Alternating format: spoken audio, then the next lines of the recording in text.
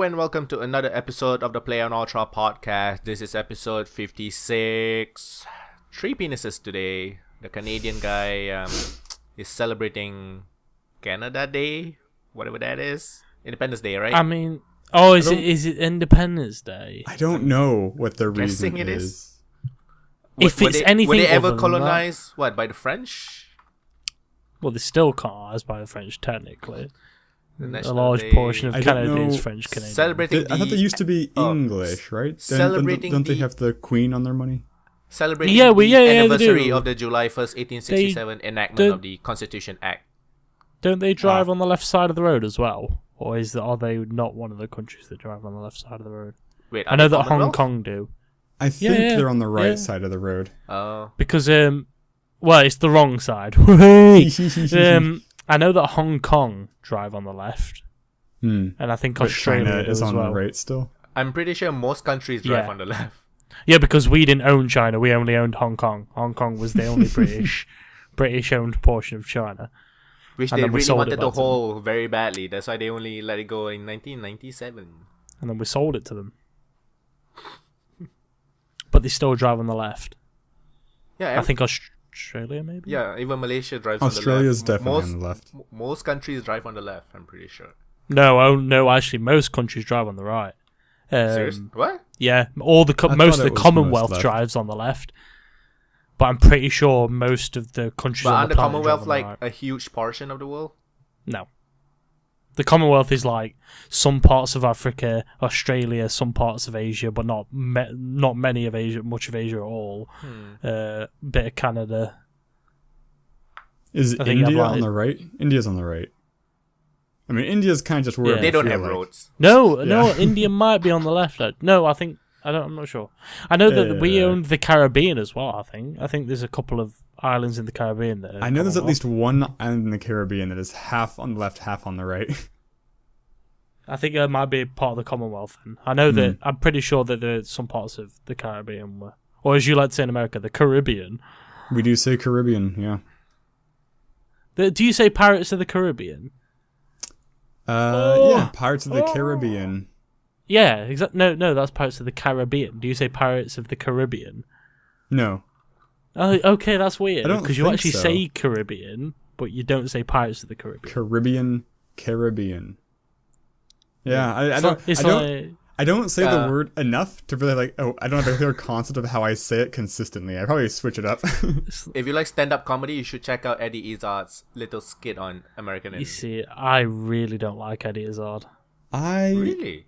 Yeah, I saw one stand-up that he did in San Francisco that I liked. I haven't really seen a lot of Eddie Izzard. I generally think I like him. I don't like his type of comedy. I totally dig his type of comedy. I like I do like British comedians but I like it's a bit childish, I guess, but a lot of the British comedians I like are quite offensive, like Jimmy Carr and Frankie Boyle and those types of comedians that are quite offensive and unapologetic about it. I think it's a really cool comedy. Now, Jimmy Carr I'm not really into. Not because Jimmy he's offensive, but just not really into his style. Yeah, he had a stand-up special on Netflix recently. I started watching it and it wasn't funny. You see, I like it when he welcomes it. He's the only comedian I know that welcomes hecklers. He actually has a portion of every show where he gets people to shout out their best heckles. There's this guy his YouTube channel is just his heckle moments during his stand-up. Yes, I've seen him. He's like tall, very thin, tall, glasses, wears glasses, light hair. Yeah. I didn't know whether he just did heckle stuff because he gets heckled. It seems like, as far as I know, he just does heckle stuff. I've never seen any of his other content. He gets heckled a lot. He does. He's got to ask for it to some extent. Maybe it's because he has a YouTube channel, so people go and see him and let's heckle him. That could be. I like some American comedians, like Louis C.K. I'm a massive fan of Louis C.K. He's very unapologetic. He's very good. I just love how he's not very he does have a lot of self-deprecation, but it's the way he delivers his lines, like he's dying inside. Like it's just very run down, tired, just fed up. I really, really like that. Which is why I like English comedians, ironically, because they're very much similar. I don't know what my favorite comedy is. I quite like the ones who just have like anecdotes that are like that they look at in a different way, like observational comedians. Yeah, but like about really mundane things. Like Mitch Hedberg's a great example of just like it's almost like stoner comedy. You know, he'll be like, the other day I was walking by as at night, and I was walking by a dry cleaner and said, "Sorry, we're closed." I was like, "You don't need to be sorry. It's 2 a.m. It'd be weird if I expected you to be open." You know, just like going off on this ramble, stuff like that. Like, I think his most famous stoner comedy. His most famous joke is rice is a great snack if you want to eat 1,000 of something. I like Richard Pryor is probably my favorite. Richard Pryor, he could say anything. Yeah, he literally could say anything and get away with it. The best skit he did was when he was talking about when he did the charity boxing match with Muhammad Ali. He was like, it came out of the corner and he threw about 7 punches 1 inch away from my nose. Like, he was like, he was in the corner. Muhammad Ali was like, "I'm gonna kill you," and he was like, does he know this is a charity fight? Like, is he just gonna knock me the fuck out? Like, it's gonna be a short charity fight. Richard Pryor was absolutely amazing. He is a legend. I don't know that you'd like him, Nathan, but there was a guy who did a Netflix special just go up. His second Netflix special just went up like a month ago, called John Mulaney, and the special is called The Comeback Kid, and I really, really liked it. Wait. If it's the dude I'm thinking of... He's like an SNL writer, or a Daily Show. He writes for Conan? He writes for somebody. How do you spell Mulaney? Mulaney? Yes. There was this one skit I saw him do. It was hilarious. He was on about a house party. Okay. He was at a house party, and he was at a house party, and it was like, there was like they had to get the cops round. Didn't he say he's gonna stop? Yes, I heard that story. I don't know if he says he's gonna stop. He's gonna stop. I'd be surprised if he stops. Like he's gonna stop stand up and just focus on writing or something. He's pretty popular. That seems like, I mean, I haven't heard that. It seems weird to do right after having a stand-up special. I think I've seen the skit where he like put his hand on the chair and like bend over or something. Then he I don't know that something one. like that. Pretty sure. The house party story was my favorite part. It was brilliant. It was like they've got a bunch of drunk children just saying "fuck the police" to the police. And they're all and white. He was like, yeah, and he's like, the police were stood there like, "Wow, this is incredible. Get the penny wagon." And then he was on about his friend. He had a bottle. He had a bottle in his hand, and this man has a child now, and he smashes it on the floor and just says "scatter," and just everyone scatters. I can't remember how I found him, but I really do like his type of comedy because he's quite young. So I can relate. Yeah, I didn't know he wrote for like the daily for SNL and stuff though. I think it was Conan O'Brien's show. No, it's SNL. It is SNL. Okay, it is SNL. Yeah. Yeah. So what's your week? Just Overwatch, man. I've just been playing ranked Overwatch. What about the Minecraft server? I played a bit of Minecraft. We started a new server. We're doing Galacticraft at the minute. So I flew to the moon. Ooh. Made a little tiny base had that. there. Yeah, new mod. It's a mod. Yeah, of course it is. You can't, yeah, I don't play regular Minecraft. That's fucking boring as fuck. Once you build a house, there's nothing else really to do on Minecraft, the original Minecraft. So I think the server we're on at the minute has 200 mods or something like that. And just flew to the moon, made a little base. Gonna go to Mars next. Nice. And then ranked Overwatch because it came out. It properly came out. Yeah, the competitive day, right? Yeah. So I'm not playing on the PTR anymore. Thank fuck for that. Because I was playing with Koreans on the PTR. Like every match, I had like 6 Koreans in my match. I was like, interesting. And I'm surprised I didn't get battered more than I did playing with Koreans. Often I did the best, which is weird, because Koreans are usually quite good at games. The pros are good. I don't think everyone is good. No, on average though. Like in StarCraft 2, for example, you had like bronze, silver, gold, platinum, diamond, master, and grandmaster. I think it was diamond in America was about gold in Korea. The level of play, it was that different. The ladders, the Korea just has because there's only so many people who can be in each rank. And just because they have a higher standard of like, so I could be terrible, skill. but everyone else just sucks more. I'm the diamond player, herp derp. Yeah, okay. so the lack of skill in America as a whole, I see, means you can be higher with less skill. And if you go over to Korea with that same skill, you'd probably be placed in about gold. And it happens like that with every game Korea dominate at. It's because they have a more gaming-centric culture. I mean, they're brought up to be taught that it's a viable career option. So people start from a very young age. Really? Practicing game. Huh. Yeah. I don't want to make it sound like they're like, you have to become a pro gamer. But it's not treated as an absurdity like it is in England and I'm sure like in America. It's because they've been doing pro gaming since like the late 90s. They had a massive booming culture around professional gaming back when Brood War was around. And we didn't really have that. So we've never been taught that it's a viable career option over here. But over there, they are. I mean, so that's probably why they're better on average. But yeah, ranked Overwatch. I'm really, really enjoying it. I was missing playing ranked. I really, really was. So it's nice to get back on it and actually get... Because I don't like... It sounds a bit petty, but I like games that don't have a competitive system, but I'd never find it as fun without something to work towards. Like, now I'm ranked 53 or something. Well, 60's the next milestone. I've got to get to 60. No, I'm at 60. Oh, well, I guess 70 now. I always like having something to work towards. And without ranked, I just don't see the appeal as much. Just because it just doesn't interest me as much, I guess. Maybe that's just because I'm a fucking sadist or whatever. But I think apart from that, have I played it? I played a bit of Rocket League because my friend got it the other day, so just played a bit of Rocket League with him. Still amazing on that. No, I'm actually quite shit.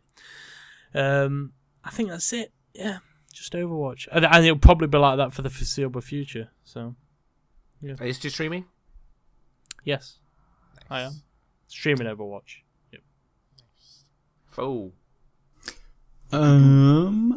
What did I mention that I played last week? This is always the dilemma. I started Anodyne, so I finished Anodyne. Oh, you finished it? Nice. I did finish it. Actually, I think I How played long the did whole it take thing. you, roughly? I played the whole thing in 2 sessions. 4 hours? Let's see. Between 5 and 6, I think. Not bad. But I definitely...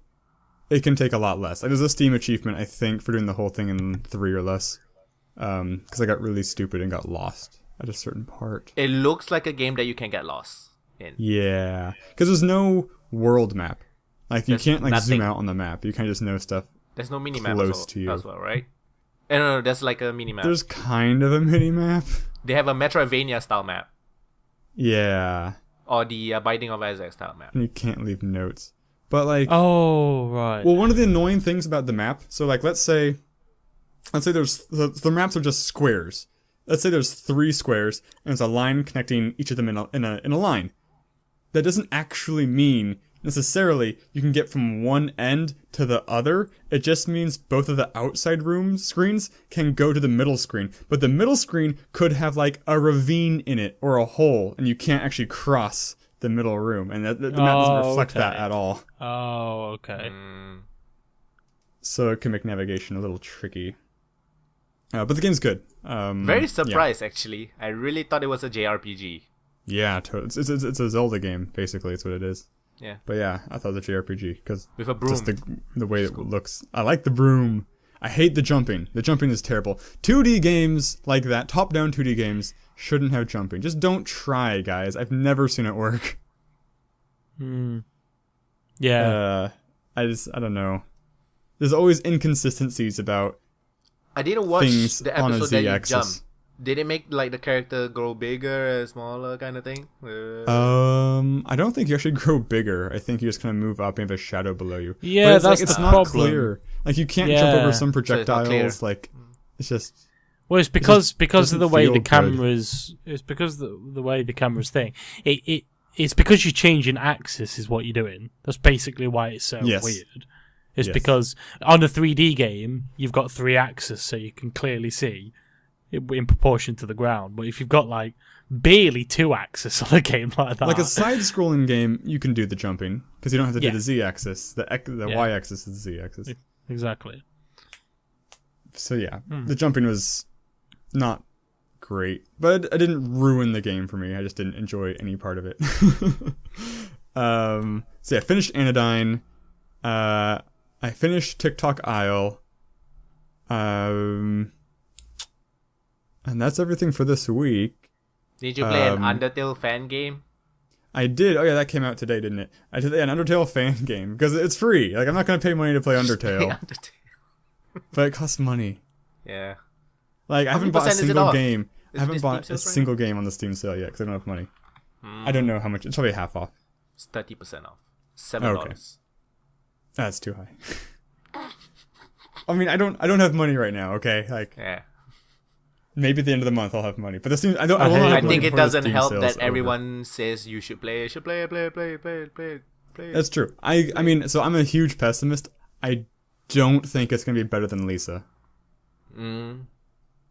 I don't know. I feel like it's gonna be Mimi. I don't know, but I'm sure it's good. My close friends have played it and they liked it, but I have no burning desire to play it. And this fan game didn't sell me. The custom fan game was fine, but I think because it's a fan game, the humor was just really fell flat. Well, yeah, and it's like a people fan trying to- game. It's like trying to be Deadpool. You know, it's like you're not as funny as Deadpool. Stop. You can't just And yell it's chimichangas and make me laugh. Yeah, the problem is whenever a fan does something related to the content they're a fan of, it's usually like they're just licking the It's arse of the too developers. derivative. And it's just Like- too. We love everything about this game. And we need to highlight it.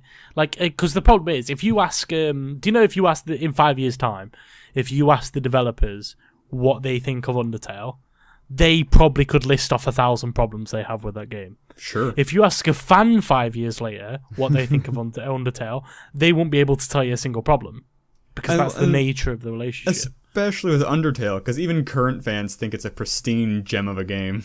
Exactly. Like, it's just, that's the nature of the relationship. Developers have some insight into, Yeah. because Also- they're not fans, so. A thing by a fan is generally for fans. So, like, the people are generally already on board with them. Like, yes, that's just like from the real thing, you know? It's like, nah, whatever. I haven't played the real thing, so I don't... This goes over my head. How did you but like the bullet hell mechanic in the combat? It was cool. I think Undertale probably does it better, because this game the boss had 3 attack patterns, and they were pretty uninspiring. But the idea behind it is solid. I think it's cool. If you play Undertale, the that particular combat mechanic actually sometimes tie into the narrative. I like it when the combat mechanics tie into the narrative. Like, I know, like in Lisa, there's a boss you fight who's got really beautiful hair. Like, he cares about his hair. So if you attack his hair instead of him with fire attacks, it does like critical hits automatically. I really need to play that like game. Chrono Trigger stuff. Yeah. That's all I played, I think. Right?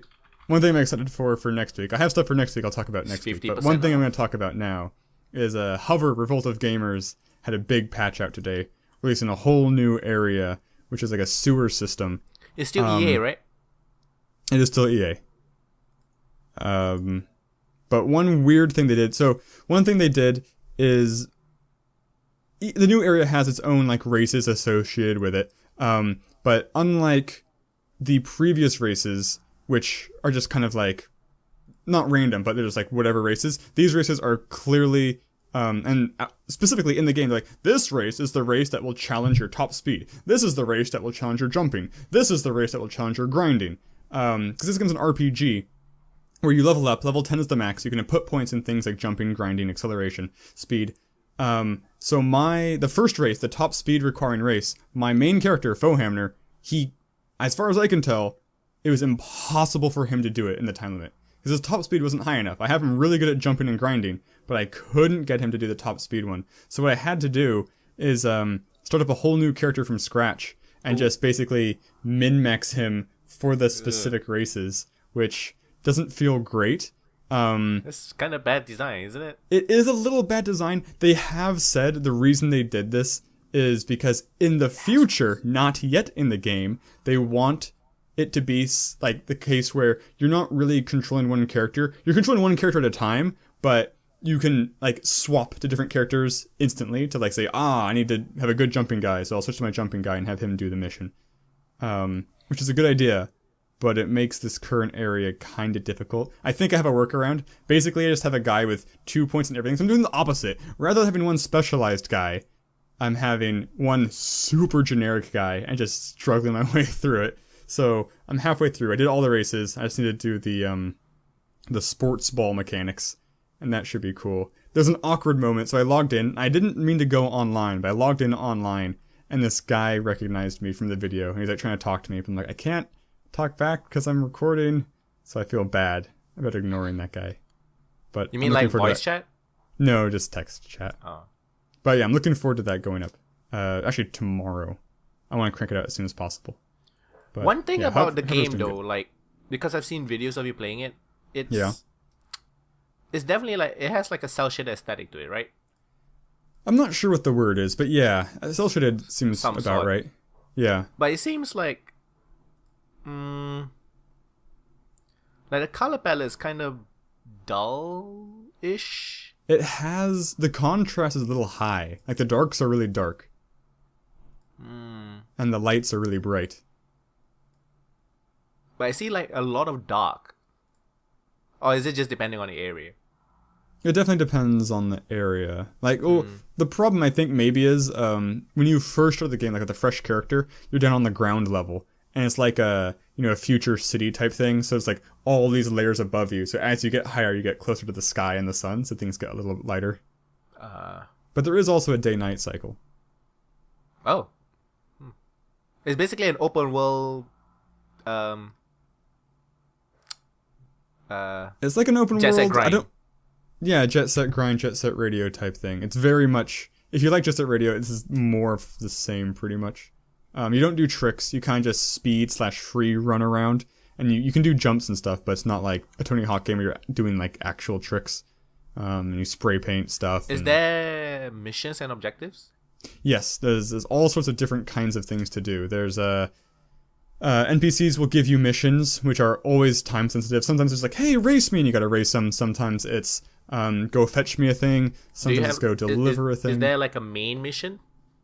There is a main story. It's not completely fleshed out yet. Like, for example, prior to this patch that came out today, you kind of just like had a main story thread that ended with you breaking into a prison and like hacking this special like data out of the prison. But this new sewer zone, they said that when the game releases, how well you do things in the sewer zone, or like what decisions you make in the sewer zone, will affect the prison zone. They didn't say in what way. So like right now you can still go in any order you want, but in the future, like, I guess depending upon what you do in the prison will determine how you break in, or what you do in the sewer will determine how you break into the prison, or perhaps like who gets locked up in prison. Like, they didn't give specifics, but there will be some linearity to it. Linearity. Yeah, so that was my week. I didn't see any movies, didn't really watch any shows. I watched basically all of a Deus Ex Human Revolution Let's Play. Who? Super Best Friends, yeah. I watched Civil War this week. Oh. What'd you think? It was right. Yeah, it was a bit. It was a bit contrived, but I just can't get over how much I hate Captain America as a character. I want to like him because I like Chris Evans. I like Chris Evans a lot. I think he's a really good actor. who fits the role really well. But I just can't get over how unlikable the character is to me. I was constantly rooting for Iron Man to win because he's a much better character. I dislike them both so much, it's hard for me to choose. I like Tony Stark because I like that kind of arrogance. Because I don't. well, I'm English. Yeah, All my sure. favorite sports stars, for example, are that arrogant. Muhammad Ali, Zlatan Ibrahimovic. These guys that are that good. That they can just get away with being a kind of cocky and kind of arrogant. I like that. I think it's relatable because that's how a human acts. Captain America doesn't act like a human. He acts like a robot. At least Tony Stark has faults and like shortcomings that are plainly visible. Normally with his attitude and his cavalier way of doing things. Captain America is made out to be this wunderkind who has no problems at all and he's perfect. And that annoys me. That's the same reason I hate Superman. For the exact same reason. That the whole point of Civil War, that he's having problems and shit? No, it should be, but it doesn't really come across like that. In fact, how it ends is they make it out like Captain America was right all along and he was right not to sign it because he was on the moral high, whatever. Like, it should have been, he didn't want to sign what was the city that fell from the sky? I don't remember. The Sokovia. Yeah. They didn't want to sign the Sokovia Accords because he didn't want to lose power of the Avengers because he wants them to fight for good and he wants them to decide who they fight for and what all this, which is a noble goal, but it should also seem like he's wants to do the best for the team, and the best for the team at the start of the movie, what it seemed like, was signing these papers. The problem with the movie is it seems like he's trying to do what's best for Bucky. Like the Sokovia Accords kind of fall to the wayside. It's just like, no, don't hurt my Bucky. Like, I will protect my Bucky. Yeah, how long... You'll my BFF. He's known and been working with Tony Stark for God knows how long at this point, yet as soon as Bucky shows up, he fights Tony Stark to nearly death to protect him for no reason. BFFs. Even though like Bucky's kind of brainwashed, but not really. Who knows? Like the whole point should have been that he didn't want to sign it because he wants to keep control and he wants to do good. Fair enough, good point. But it should have been made out like it's a good thing to sign for these because if they don't, the Avengers could be disbanded, which is even worse. The governments won't hold them to a high regard anymore. They'd have to go under the radar. That's a bad thing, and all this. But instead, it was just made out like Captain America's amazing. What do you think about the villain? I actually kind of liked it. Who was the villain again? The guy that was like orchestrating all these attacks and stuff. I mean, it was the great. sort of Russian guy. Marvel have got a huge problem at the minute in the cinematic universe, and that's that they have no top draw villains to use. They have absolutely none. Loki is barely even a villain anymore. Anti-hero. And he was he's more of a villain than an anti-hero, but he's not really the like villain that he was in the first Thor movie, for example. And now they've got no one. Who else have they got? Malekith died, and he was a shit villain anyway. They've just got no villains to pull out of the bag. All of the top draws have gone. My favorite villains from the comics, and the trouble Mandarin is they're not allowed to use a lot of them. Like I really like so after the Civil War, a guy who should appear as a big villain is the Green Goblin, and that would be really cool to see because he hijacks Iron Man armor. No, they can use it now. Iron Patriot, but they can use it now. Spider-Man has a pretty good rogue gallery. I don't think they will though. Spider-Man's villains are great. I love Spider-Man's villains. The other Marvel characters, my favorite. To me... There's a good Thor villain I like called the Absorbing Man, who can like touch a thing to take on its a substance. Like if he touches concrete, he can take on the consistency of concrete. There's a dude like that in Agents of S.H.I.E.L.D. Oh, does he have a wrecking ball? No, okay. He's just like a dude, and whenever he touches something, he turns into that material. So like the best thing I ever saw him do was like turn into rubber when he touched a tire to do something. I don't know. I don't know what happens if he like becomes air. If he just like falls apart and dies. Like I don't get how his power works. It's best not to question it. It's best not. Yeah, to question yeah. Don't think about it detail. too much. Exactly. But that's the problem. They have no villains anymore. All of them have been either crap or gone. Is bring in some of the like Fin Fang Foom. Just bring in the ridiculous guys. Bring in the stupid over the top big guys. Yeah, but the movies try to be super serious though. I didn't mind the Civil War villain. The problem is with the Civil War villain is that he kind of played a backseat role in the entire movie. Yeah. The highlight was so much on the turmoil between the two, which is fair, but the villain was just kind of there. And it wasn't even until, do you know when Captain America finally realises that Bucky didn't do it? And then that's when he comes in, really. And then even then, he has like 5 minutes of screen time in the rest of the movie, and it just seems a bit. It wasn't a bad movie. I just don't like Captain America. I think that Scarlett Johansson's character, Black Widow, why she let them go at the end was a bit weird. She's like, "Oh, you're not going to stop? No. Whoa, what do you think about the fight at the airport? My favorite character was Ant-Man in the whole movie, I think. Yeah, Ant-Man was great. I really like what they did with Spider-Man. I really, really do like what they did with Spider-Man. I don't think they made him worse, but I still don't like Spider-Man. No, that's fair, but I think they got his character. Spider-Man? I don't particularly care for Peter Parker. You see, I like what they've done with his character now, because like in the original trilogy, he was like this dorky kid who became like a confident superhero like that in the space of like 10 minutes. And then in The Amazing Spider-Man, he was already a pretty confident guy because it started when he was in college.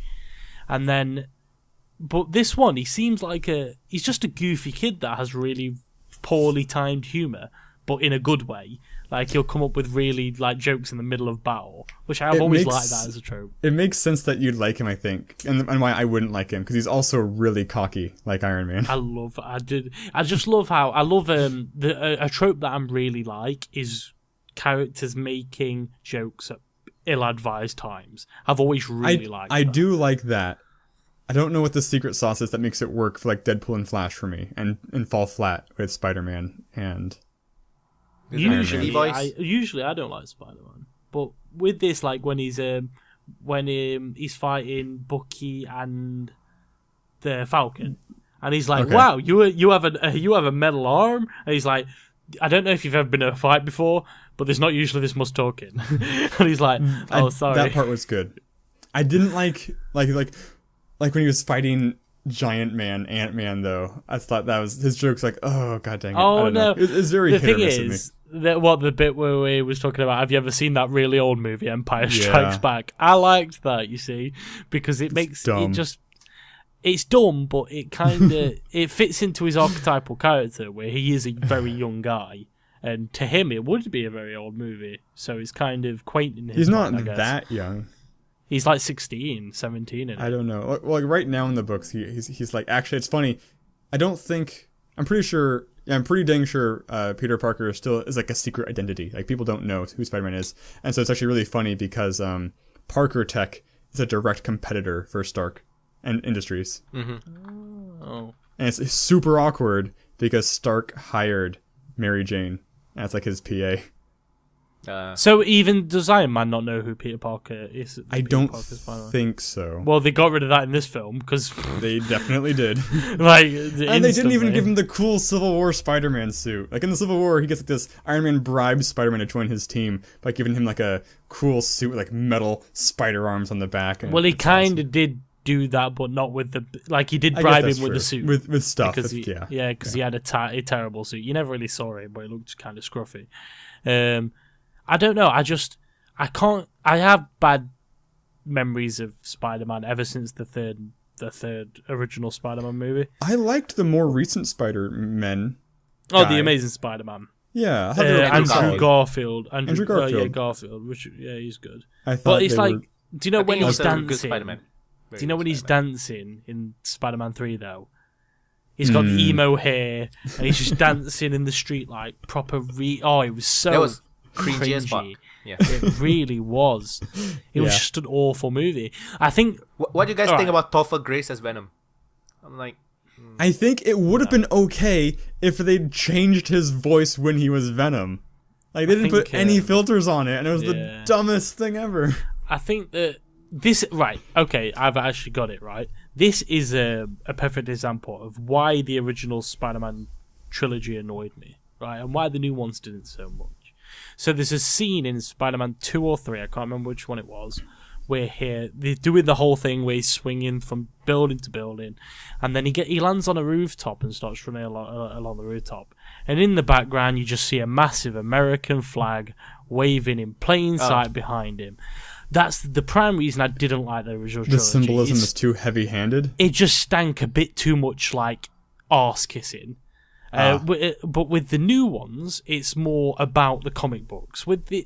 And not that the old ones wasn't, it just that kind of imagery in films really annoys me. Not because it's America, just because it's really forced and really just unnecessary. I mean, yeah, we get it, it's America. We're not stupid.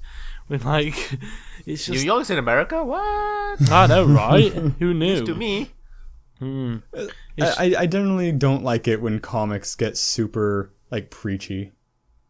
Especially Which always when, happens at least once a year with the crossovers. There's always some like, we have to stand together. It's like a Winston Churchill speech. Lift up your hearts. All will be right. Fight the brown man. I think on top of everything, it's just how... do you know when a superhero gets to a certain stage when they're fighting for the world? Which it doesn't start off like that. Has to happen. It has to happen eventually.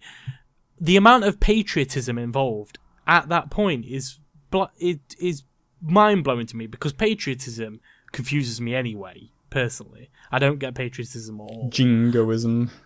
But because I don't understand how you can have amazingly strong feelings about a patch of dirt that you happen to be, given birth on for no particular reason. I've never had a strong emotional bond with my country, I guess. The only weak bond I have is that it raised me here, so I kind of do. But do you know what I mean? Just like this... Right. The just people because that you were have also raised here doesn't by default mean we're friends. Yeah, and it's also like, all because I happened to be born in England. Well, it just happened. It was a that means it's absolute, the best. It was an absolute accident. But so when a superhero is fighting for the world at this point, they're like the world's savior or one of them, but they're still really preachy about their home country. Like, America, the greatest... Because America, the greatest country on the planet, always comes up in comic books at some point. Or the adaptions. Well, Americans do have feeling. That. Not all. Not all. But Americans do have that, like, we need to save the world with a world police type of attitude. There's some of that. The thing is... We were talking to somebody from America about, like, America helping the world. And then that person said... but the world will still expect America to help. I'm like, what? No, not really. Actually, geopolitically speaking, he's not wrong. No. She meant in help, and as in like, oh, there's a warlord, let's go kill him, kind of help. No, I think she's not far off the mark. No, as citizens, we want America. No. To solve the world's problems. No, as citizens, we don't care. But a lot of leaders do look to America as kind of the. Are you going to do anything? Like, I'm not saying. I'm not even talking about the fact that America and China need to have balanced superpower, whatever bullshit. I'm saying that people. She thinks that people expect America to help in any way, like money, military, anything. I don't expect him in that way. I expect him because it's just something that America do so often now. I'll just be like, America's going to show up in 2 minutes, I guess. Give them 5 minutes, they'll be here. There's an earthquake. Depends if you're brown, I guess. It's just, I don't like I don't like that. It's when you go to America. It's weird. Have you ever been to America? I'm presuming not. No. It's amazing when you're in America. You actually do feel this enormous sense of pride from the people that live there in terms of where they live. Although you do get people who slag off America from America, you do get this massive sense that Americans are very proud to be from America. I've never felt that in any other country. Yeah, tagline is, we're the greatest country in the world.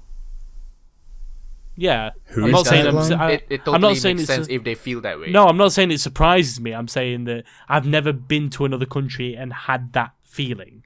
I stepped into Florida and I had this immediate sense. That, I know, but I had this immediate sense that the people, the inhabitants, the Americans had a huge amount of pride in their president and their. I mean, even when a president isn't president anymore, you're supposed to call them Mr. President, aren't you? I'm pretty sure. You still call them Mr. President, I believe. Yeah. This is just a huge sense of pride in the government, and although they might like to bitch about them, there's just this kind of pride that I've never seen in any other country. Which I'm not saying is a good thing. I'm saying it's an interesting thing, because in England we slag off English people and the country as a whole all the time. But that's your sense of humor style, though. No, it's not even about it being funny. It's just that it's an interesting thing. That I mean, I've been to lots of countries. It's similar here. I've never been to Malaysia, but I've been to lots of countries, much of Europe, some parts of Asia, and I've never had that feeling of immense pride that I felt while in America. Having said that, I do hate patriotism a lot. I hate nationalism and all that bullshit. Team spirit. Oh God, it annoys me to no end. It really does. Well, I just don't like platitudes, and everything. And that stuff's almost always like 100% platitudes. Yeah, like meaningless, empty sentences. Like if we all band together, we can overcome anything put in our ways. Like, yeah, but what are we actually gonna do? Like, band together needs to be a little more actionable. Yeah, well, that's what people have been saying about Donald Trump, haven't they? All he says is, "We're gonna win, and we're gonna win. It's and beautiful. You're gonna enjoy winning. It's amazing." He loves. Have you seen his speeches, Shar? Yeah, they're hilarious. We're gonna win, and the funniest thing he ever said was, "We're gonna win so much, you're gonna say, stop winning, Donald. It's too much winning." And it was so. It's like a 13-year-old has written his script. It's honestly that bad. But yeah, that's why I don't like Spider-Man. I think they did do well. I personally really did like what they did with him in Civil War. I haven't watched Apocalypse yet because I've heard so many bad things about it. You would think Apocalypse with his own team and X-Men with their team, the fight would be fucking epic and shit. It's not even close. I did like Days of Future Past. If it's anything like that, then no, it's not as good. It's definitely worse. It's probably worse than the first one. Is it the first one with the submarine being thrown around? First Class, yeah. Yeah, it's definitely worse. With Kevin Bacon. What? Kevin Bacon, guys. Then I definitely won't like it. I love Kevin Bacon. I didn't think First Class. I didn't hate First Class. I quite like First Class. Like a lot of it. I just liked it because it was a new X-Men movie and it wasn't shit. It wasn't like the third Phoenix getting stabbed by Wolverine. Well, yeah. There's no Cyclops, which is always great. Yes. But this is there is in Apocalypse. Yes, there is. This is the problem with this is the exact problem with First Class. The scene where they're recruiting all the mutants to take back, and then they walk into a bar and they see Wolverine there, and Wolverine just tells them to fuck off. It's just not. That was First Class. It's just not funny. That's not good writing. That's a terrible cameo. Do better, you fucking mongs. He has actually, his scene in the new movie in Apocalypse is very good. I liked his scene a lot. Fair, but in First Class, if you're gonna get Hugh Jackman, the Wolverine, to do a cameo, make it worthwhile. I just don't like that. Whenever it's an X-Men movie, there must be Hugh Jackman. I'm like, I just feel it was false. Even in the new movie, even though it was kind of cool, but it just felt like he's the that's because he is the franchise. X-Men. He is the franchise at the minute. And I don't mind that. I like Hugh Jackman. I think Hugh Jackman's a brilliant actor. I just felt it was a bit false. This is very. My problem is I don't like kids, and X-Men are like half kids. Yeah, I don't like the new girl, the one that played Jean Grey. She's from Hunger Games or some shit. She's from Game of Thrones. Game of Thrones. Yeah, one of those. Bullshit. Sansa Stark plays Jean Grey. Is she the daughter? Is she the daughter? She's the elder daughter of Stark family. Right. She's I very think I remember. like her face. She doesn't know what to do with her face. She always looks She's really a very sad. bad actress. She's just like A Kristen Stewart. Yeah, Oh, pretty much. She's Kristen Stewart with God. great hair. She's in Ginger Apocalypse. Kristen Stewart. She's so... That's a little harsh, Oh. but you're not completely wrong. Oh, I hated. At least it's probably a better love story than Twilight, though, right? Oh yeah. Yeah, the part where He Apocalypse said, chokes having out never seen Mystique, definitely better Twilight. love story. Oh god. Fucking Twilight was so bad, man. Kristen Stewart might be the worst actress on the planet.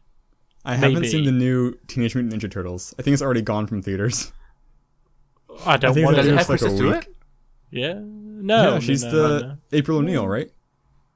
No, that's No, Megan no, I'm Fox. thinking of the Megan other Fox. one. Megan Fox. I don't. They're the same to me. Okay, they're both bad female No, actresses. Megan Fox and Megan Fox is really hot. Kristen Stewart's not.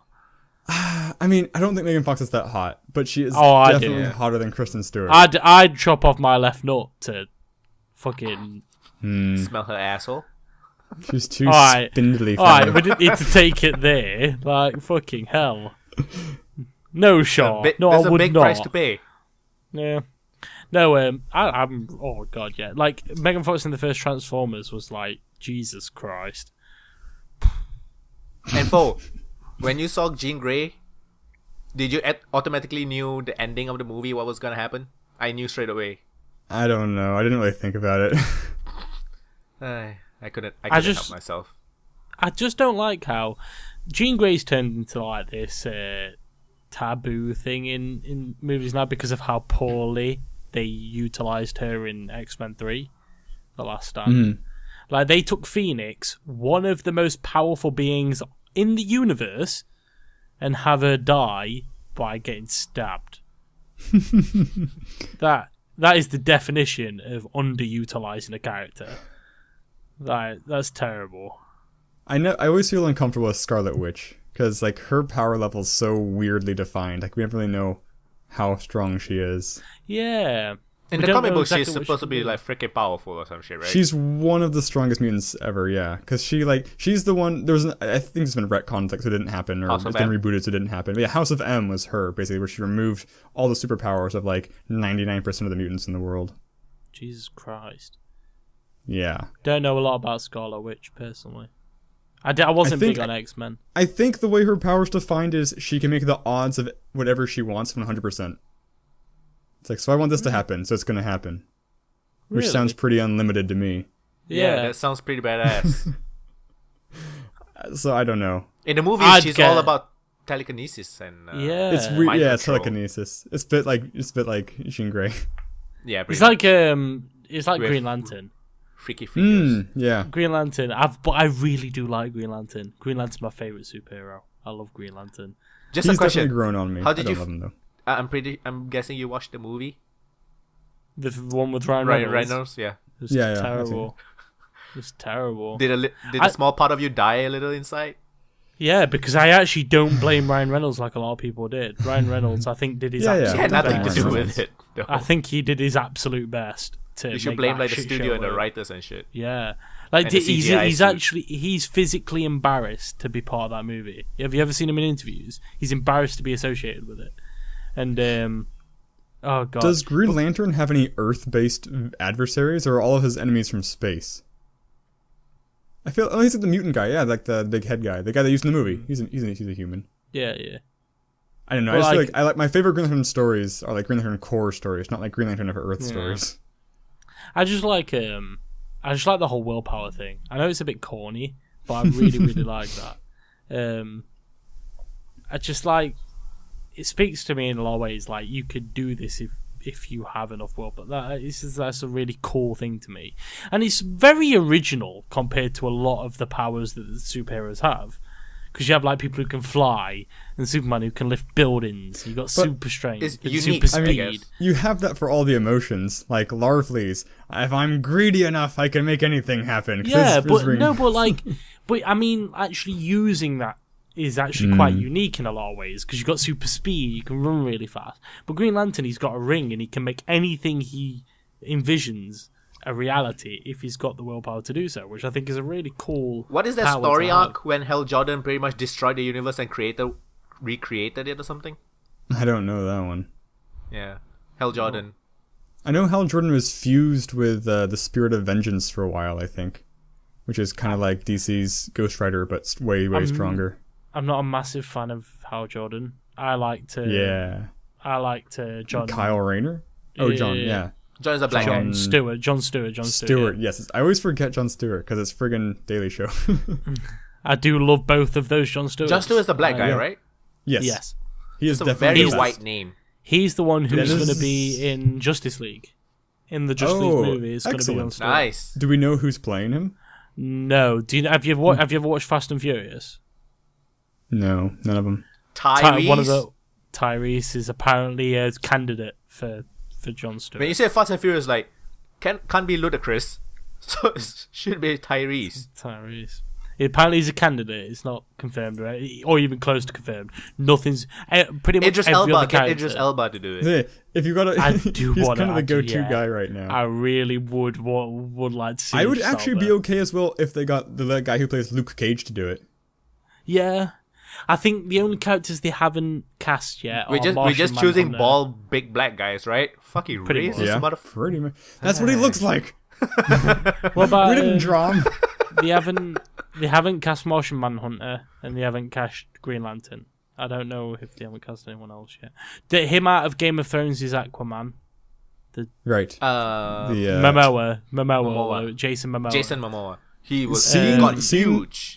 Seeing fucking how well they huge. did the Vision makes me think they can do a really good Martian Manhunter. Because the Vision looked good. Oh, I love Martian Manhunter. I love everything about Yeah. Martian Manhunter. And there's a Yeah, good actor Martian behind Vision, Paul Bettany, right? Paul Bettany. Yeah. Yep. Or Jarvis, really, innit?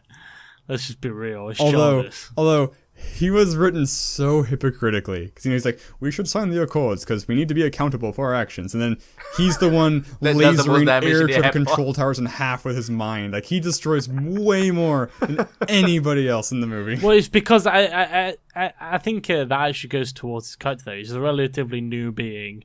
He doesn't kinda like a really know babby. what he doesn't even really know what he's doing. He's just he doesn't even understand his own power. I don't know, because he is If Jarvis. that's what the so he's writers pretty... were thinking. Maybe. No, but Yeah. he isn't Jarvis. He isn't Jarvis. Well, I mean, he has the knowledge of Jarvis. I don't. plus Does he more. actually? I thought so. I don't know. I don't know. I don't The trouble remember. is, in the comics, he's not Jarvis, so I don't know in the movies what they did. I don't think then that has anything to do with it. I think it just happened to be Jarvis. What is his origin from the comics? Ant-Man created him, actually. Right, Ant-Man, right. He was trying to do something. He I said don't that remember he's a what he was robot, trying right? to do. Yeah, he's a robot. Oh no, wait, no. Oh shoot, I'm getting confused. I'm mixing up. Who is the Ultron. villain? I'm mixing up Ultron and Vision. I'm mixing the two up. Let me Google Vision's origin right now, real quick. I was going to say, didn't Ant-Man create Ultron? That's what I was thinking. Yeah. Origin. Oh god dang it. I hate when a hero from Marvel or DC has like a billion different versions. Well, it's Like, like first, then so and so took up the mantle. It's like, okay, it's got to do with it's got to do with one of the Infinity Stones, right? Scott. Yeah, it should. The robot Ultron. Ultron created the Vision. Right. Well, which actually he did in the movie, technically, kind of, Yeah. but not really. I mean, he Sort created of. the vessel. He didn't. Really, Yeah, sort of. He had a hand in it. Yeah. I mean. So yeah, Oh right, think he's based off of we're Wonder just Man. paying the homage stupid to guy. the original origin. Probably. So yeah, my week. Unless you're not done. I'm done. I am done. Played more Suikoden 3. I did a video. I did a top 8 hidden gems for Steam sale video. I did a rambling vlog, as well as I did a show and tell because I found like some really old Wizard magazines. So I then went through. Do you guys know what Wizard magazines are? I didn't recognize them from you showing them. So they're like I'd heard of them, I think. But never read they're 'em. practically magazines about comic books, and they started their run in like 1990, and I think their last run was in 2011-ish. So I just kept a few because it's really cool covers and shit, or special edition, like the Spawn special edition. So that's the Wizard magazine. I just bought Rise of the Tomb Raider and Just Cause 3. There was a bundle. It's way cheaper to buy in a bundle than it's like just a little bit more compared to buying Rise of the Tomb Raider alone. So I thought, why not? But I heard that Just Cause 3 is still pretty badly optimized for the PC. Oh. So yeah, but I've installed Rise of the Tomb Raider. Hopefully I get to play it soon. So that's cool. Is it the newest one or the second newest one? The newest one. The newest. Okay. There's something that annoys me about the new Tomb Raider, and that's her accent. What is she supposed to be? Like from where? English. Which part of England? I have no fucking idea, because if that whoever thought that actually was an English accent needs a lobotomy, because it sounds nothing like an English accent. No one in the UK speaks like that. None. Not a single person. It's another thing of studios getting Americans in to do English accents. I'm assuming it's American because it sounds nothing like an English accent. Probably American. Like Troy Baker is like everyone. He plays black guys, he plays Asian guys, he plays... I also watched Zootopia. Oh. I really fucking liked it. It's way better than Frozen, to me. Right, I've had enough of this. I've had enough of people slagging off Frozen, right? No more. I draw the line. Frozen, to me, is what Undertale is to a lot of people, like overhyped. Well, you're wrong. I'm offended. Unbelievable. But Zootopia was so good. I really like Idris Elba as the... Wait. Camilla Luddington voiced Tomb Raider. She's from Berkshire. Sounds nothing like an English accent though. What? Oh, she's from Ascot. She's from Ascot, that's why. I don't know what that means. One of the poshest places on planet Earth. Oh god. Ascot's where they do all the royal banquets and stuff in England. So is it a super posh accent? Or even then they don't speak like that over there?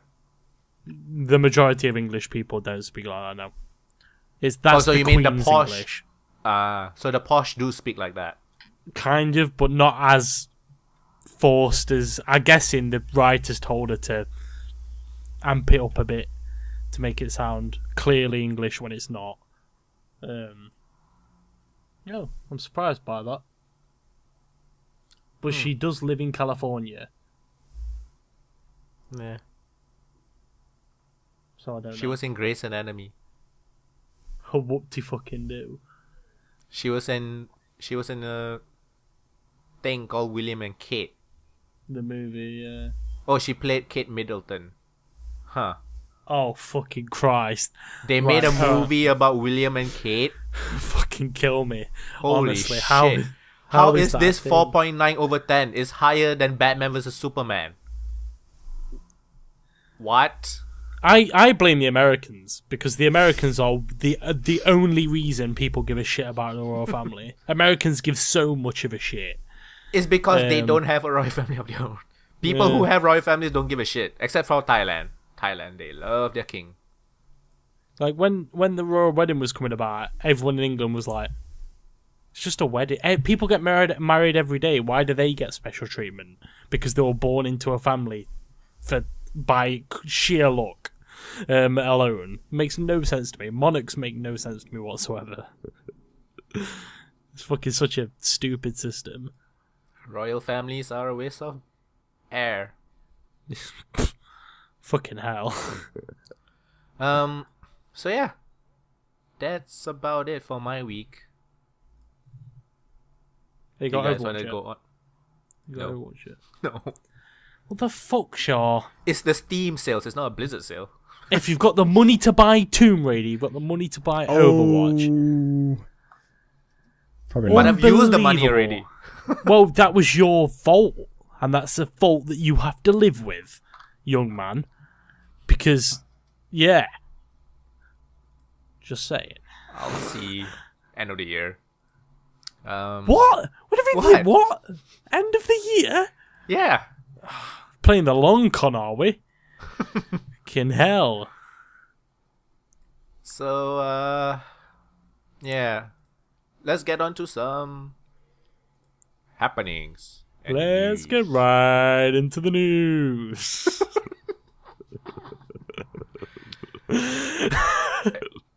If you guys don't know what that is, it's drama alert. That's how he starts all his videos. It's the twat known as Keemstar. I didn't know that. He don't say right. He said right. Yeah, let's get right into the news.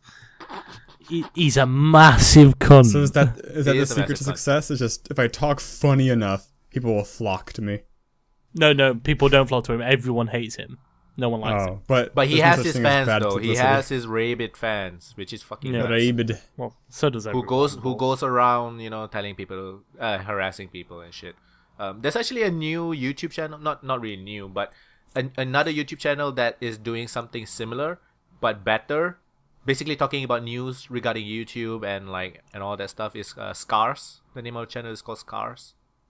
Scarce. Scares. I haven't heard of it. He's been getting a lot of. I think he's reached like 1 million. A lot of people who hate Drama Alert now is flocking onto him because he's not a twat. I hate Keemstar so much, man. Yeah. So let's get on to some shit that's been happening. So it seems Zarya is gay now. Is she actually? No, she's Not canonically, just it's not canon. very popular headcanon.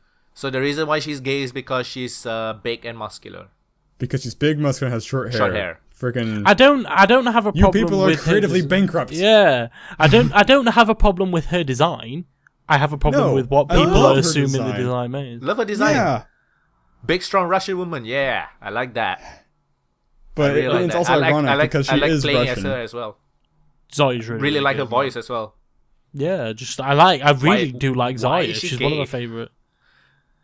I think that I don't understand that. I don't know. There's just people in it. You know what people are like. Like, do you really need a video game character to be your role model that you have to force that person to be gay? Like, Yeah, I mean, in Overwatch, I just get frustrated when it's the most obvious choice. but you're not gay, you don't understand. I mean, I have a huge tie Because to many Zarya characters in understands for some Overwatch. reason. Many Overwatch characters speak to me on a personal level. you know, like You're a total reaper. yeah, like the cowboy with a metal arm, It's true. the cyborg ninja, the Japanese bloke. Wait, I thought the girl in the mech suit was supposed to speak to us the best. What, Because we're the May? gamers. She's a gamer. Oh no, Diva. Diva. Oh, I thought you said the Meg suit. Doritos! What? May likes Doritos. I like Doritos! Oh my god. Oh. To be fair, Blizzard I'm knows not me gonna- so well. I'm not gonna lie, I really do like Diva's design a lot. I don't mean her mech, I mean her. I really like Diva's design. I I like like when the you way her mech is get into the open-ish. mech. It's like I really So like it. The way fucking cool. I like the way it moves. If cool. only Diva wasn't Animations shit. are really good. Yeah, I don't like playing Diva. very Diva's much. terrible. She's so bad. The only tanks I really like are, I think, Zarya and Roadhog. And I only like Roadhog because he's good against tanks. I like Reinhardt It's- a lot. I like Reinhardt. Roadhog is used as a flanker in professional play. Weird. I guess it lets him hit with the hook easier, but he's not that mobile, so it's hard to get into position. No, but on maps like Volskaya Industries, where you can get around on the like floating platforms and stuff, Oh, sure. she's a really, really good flanker. And he can Get into heal position. if nobody chases him down. And his Yes. ulti is insanely good for flanking, because if And you his catch stupid people by secondary surprise, shot. It's like one Yeah. shot of so many people. What's the secondary shot actually do? Is it so? It's I know it's the Mid-range. ball, but how does it work Mid-range. exactly? It's mid range. Okay, so it bursts later on and then does Got the it. spread. Part. Okay, my question is, every time I get hooked by a Roadhog, I'm pretty much dead. So which one does he use? Primary or secondary shot? Primary, the secondary Yeah. don't do any damage at close range. Not a lot anyway. I was thinking it does more because it shoots out like 4 bullets at the same time, right? It's supposed something like that. Well, no, it fires out loads. Like it's just a massive spray. and they're not Like, it even does bullets. It's like Nah. screws. Scrap. No, I mean the Scrap. secondary shot uses like more than 1 ammo, right? Oh, No, I use, they think both so. no, they both use one ammo. Okay. Oh, okay. But Roadhog's really I don't really have a problem with any of the designs aesthetically of any character. Junkrat has a really cool design aesthetically. I like his peg leg. I like his hair. I just like his attitude, and he's just mental. I've always liked crazy characters. Is Junkrat supposed to be English? I'm a No, little he's tired. He's Australian.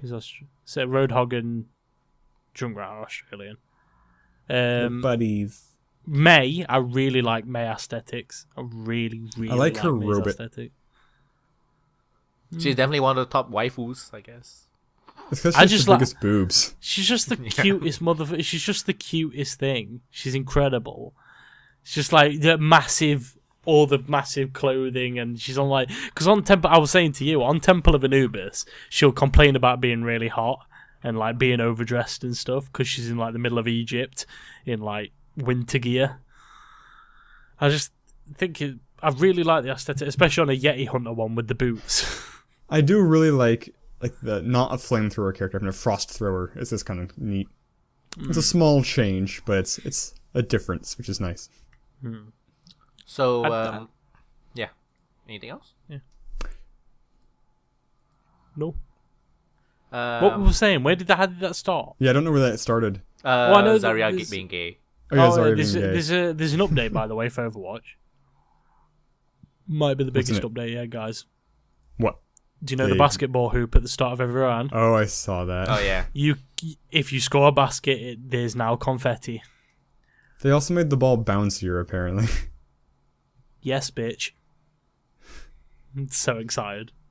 Because all I do for the first 30 seconds of every match when I'm on attack is just try and score baskets. That is brilliant. No, that was a joke. But it is pretty cool, I guess. I mean, Yeah. whatever. So, yeah, next thing is the Bioshock collection. Have you guys heard of that? Yes. I actually have a friend who worked on it. Interesting. don't know what he Bioshock or did. Bioshock collection? The collection. What? Like he remastered parts? I don't know. He works for a company called Squirrel Games. I guess they got contracted to do something. I didn't ask for details. Cool. So the Bioshock collection is pretty much a remastering of all three games, Bioshock 1, Bioshock 2, and Infinite, and it comes with the DLCs for the Bioshock 2. I know, But it's a pretty new game. Is Infinite actually being remastered? I heard it wasn't being For the remastered. consoles, it is. Oh, for the Not consoles. for the Okay, got PC, it. because for the PC, Infinite has already reached whatever level. It can't go any higher. Can't go. So, if you own any of the games, you get it for free on the PC. Oh, you get I'm the not whole sure on the thing for consoles free. though. That's cool. I think So if you own Bioshock 1 or Bioshock 2, or both. I own all of them, Yeah. so that doesn't help. So I think yeah. I own Bioshock 1. But will I also get them? Because then I can give them away to people. I don't think so, because like my I agree. Darksiders Yeah. 2, I have the original version, and then when they came out with the whatever edition, it just popped up in my Steam library. Oh, It doesn't I have actually all give of like the a key. Bioshocks. So if you have haven't played the Bioshock 1, second you'll get the remaster of 1 for free. If you have 2, you get both. I've got all of them, so I get the remastered on all of them. Cool. Yeah. Well, apart from Infinite. Because So yeah, not being the remastered. remaster is I know it's remastering visuals. I'm not sure if they're gonna remaster any of the mechanics or anything like that. But it's gonna be coming out September 13th, 16th outside the US, and will cost $60 for all three games. For Seems like a consoles. pretty good deal. I guess. But If you haven't played any of them, Who? if you haven't played any of them, Oh, yeah. that seems like a good deal. Yeah, and it's remastered with current gen specs and stuff. System Shock 1's on Kickstarter, right? The remaster of System Shock 1. Yeah. I believe so. Yeah. I like System Shock. I think that's a really good game to remaster because it needs it. Because all. Yeah, and I don't think you can run it on PCs nowadays, even if you tried. There are like GOG versions and Steam versions. Yeah, it should but run I properly. think it still have problems. Like just clipping and stuff. Like the visuals would look like ass. So their Kickstarter has 26 days left to go. Their goal is 900k, and they reached 700k. Yeah. It is being made by the same studio that made the game. So there's actually a demo up. So if you want to do that for your channel, you can. Oh, I didn't. It's a horror game, so it's like I don't want to be scared. It's not really. It's not like that's not the main thing. I It's a mean, it huge has part of it, horror though. elements. It's like I mean, it has you can go on to Steam, search for System Shock pre-alpha, like pre-alpha, and then you'll see like the download demo. Or you can go to Kickstarter System Shock. Yeah, I'm on the Kickstarter by page. Night Dive I mean, because I like the look of the game. I really like. I mean, it's it's kind of like that H.R. Geiger early Metroid kind of stuff, like robots and zombies. But yeah, maybe I'll check it out. We'll see. Yeah. So that is that. Okay, this thing. Okay, next one is. It seems GTA 5 players have solved a Bigfoot mystery.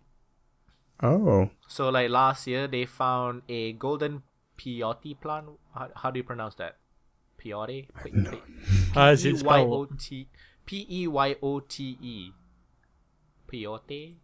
So they found a golden whatever plant in GTA 5. Peyote, I think. So they found a golden peyote plant in GTA 5 that could transform players into Sasquatch. So,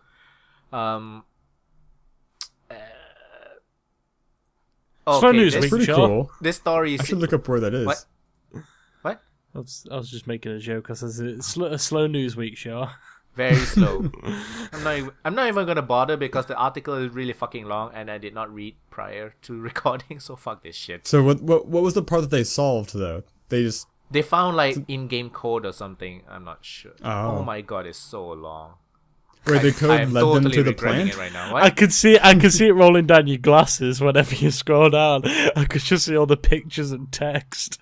It's fucking crazy. Fuck this shit. If you guys want to know, Google GTA 5 golden peyote plant, whatever. Because that's the kind of that's what you come to Play on Ultra for us to tell you where to about go the new way to go. We're not going to tell you. We're not going to spoon feed you, right? Yeah. Do some of it yourself, you lazy bastards. Yep. Unbelievable. Okay, this one is not so bad. So they finally announced the new Pokemons for the Pokemon Sun and Moon. Oh yeah, I don't care. Pokemon's really got to the point now where I couldn't give a single shit. Quite a few of the designs kinda weird looking. Suck. There's an old man dragon. That's kind of. Do you know cool what? looking. They might have finally ran out of weird ways to draw animals wrong. Who knew? I think they ran out of that years ago. When did they start with the ice cream? I don't know. I think it was at that particular point. They just stopped. And the key ring and the garbage bag. And of course, there is a red electric looking thing. Of course, there is. Cute, but not surprising. There is a piranha that wears lipstick. So Magikarp, yeah? Sort of, I guess. There is a 3-stage evolution Pokemon where it starts as a larvae. It then becomes into a caterpillar-looking thing that also looks like a bus. But the final evolution looks really cool though. It looks kind of cool. I don't know how to. Who is still buying Pokemon games? I don't understand it. A lot of people. But why? If you've play Blue and you've That's played kind of my it. problem as well. I have like a number of Pokemon games, and every time it's like I could play a new one, or I could replay the old one because they're all indistinguishable. And better. The old ones are kind of better because at least they're quaint. At least they're like, oh, I remember when I played this when I was 8 because that's how long Pokemon's been out. Oh God, like I just don't understand. Like maybe young people who haven't played older Pokemons, maybe they're the ones funding Moon and Sun. But anyone who has played most of the other Pokemon titles should probably pack it in at this rate because I think a lot of them who plays it is also into the competitive scene. Right? Yeah, but so the new one will generally take over, right? That is. There's only one game that I'll buy that's the same shit, different year, and that's FIFA. Yeah, I knew it. FIFA's the only game. But actually, that's looking pretty different this year with the story mode. That actually looks really, really cool. Okay, so this next one is about a League of Legends hacker. Do you know anything about this? Anyone, guys? Nope. Nope. So a 23-year-old Australian man has avoided a prison term over his role in a series of hacks targeting League of Legends and its player base. So some of the offenses is operating a business which sold the account details of hacked players. He made 194 transactions, which earned him 32,000 Aussie dollars. He hacked the Twitter account of Mark Marrow, the president of Riot Games, and he also sent threatening emails to Riot Games. And for some reason, he is avoiding a prison term. Isn't he basically a thief? Don't you go to prison for that? I would think so. And it's terrorism, technically. No, I'm being deadly serious. Any crime is terrorism. Yeah, but so that's basically, serious. That's serious shit. Australian courts found him guilty, sentenced him to 2.5 years in prison, but he was immediately allowed on parole. I was going to say patrol, but parole. Duffy has been diagnosed with autism. Homeschooled since the 4th grade. Mother was fearful of having him medicated. Oh, one of those anti-vaxxer type of people, I'm guessing. Maybe. So, because of this, his defense lawyer argued he was unable to comprehend the consequences of his actions. If you can like hack gaming accounts, then you definitely know. Like I don't. Isn't this? Don't they have like a medical condition? Not medical, like a psychological condition of like being born too rich. It's a defense in court, right? What's it called? Right. You America started it, so you should. Affluenza. I love that word. Are you being serious? I don't think he got away with it for a little bit, but I think he recently got. He killed some people or something, right? He like hit it right in a car accident. He killed some people, and he didn't get it, and he drove off from the scene. Didn't he I think drive onto the sidewalk? I don't know. I can't remember. But it said because he didn't know right from wrong, he didn't do wrong. It's like no. Are you for real? Yeah. Yeah. No, I'm kidding. The fuck? The rich keep Unbelievable. Well, I mean, it happened. people. Actually, maybe I assumed you guys knew about this, but maybe you're not because it's the United States thing. More recently than the affluenza guy, there was a college sophomore white male. Oh, the swim team. rape guy. Yeah, he got convicted of rape because he did, but the judge said because you've got such like a promising life in front of you, it would be more punishment than normal to actually send you to prison. So you're gonna get like 6 months instead of like the years that we normally give. It's like it's not how jail time works either. We don't have scaling punishments. Like we don't fine rich people more for speeding. Some countries do, but we don't. So you don't give people with families less jail time because it hurts them more. Like it's not how it works. It's not like what are you studying to be? Oh, I'm not at university. Oh, 20 years. What are you studying to be? A doctor. Oh, you can go. Just leave it. Exactly. Oh man, unbelievable. Do you know this is sad because that should surprise me, but the American justice system has got to the point where it doesn't surprise me anymore, and that's a sad place to be. Where, like that woman who we've talked about before, the woman at McDonald's who bought a hot coffee and spilt it on herself, and then successfully sued McDonald's for being a fucking retard. How does that work? Oh God, unbelievable. Yeah, it's a weird area of the law. So I left the two big news. Too much right at the end. Which one do you guys want first? Well, we don't know them. I think I'll start this one. Well, one is about indie games versus big corporation, and one is about YouTubers. Let's start with Is the first Let's one start with YouTubers? Is the first one about the dinosaur game? Orion? Yeah. Okay. So the YouTubers one is not news, but basically PewDiePie made a video. Oh. Yeah, sorry, I said PewDiePie. So I think I heard the story last week, actually. PewDiePie. We'll see. It was released supposedly Monday though. Okay. So I PewDiePie don't know the story. made a video calling out clickbaits. What do you mean Basically, calling that clickbait? Basically, I saw the headline. Basically, he's saying YouTube has this huge clickbait problem that to stay relevant, to get clicks, you need to do like clickbaity titles. You need to clickbaity mislead thumbnails, people to about your mislead actual people. content. Yeah. And then he said he knows he's guilty of it, but what I don't understand Don't is hate the player, hate the game. what what I don't understand is why all these YouTubers coming out saying that you know you're doing it doesn't make you less of a hypocrite.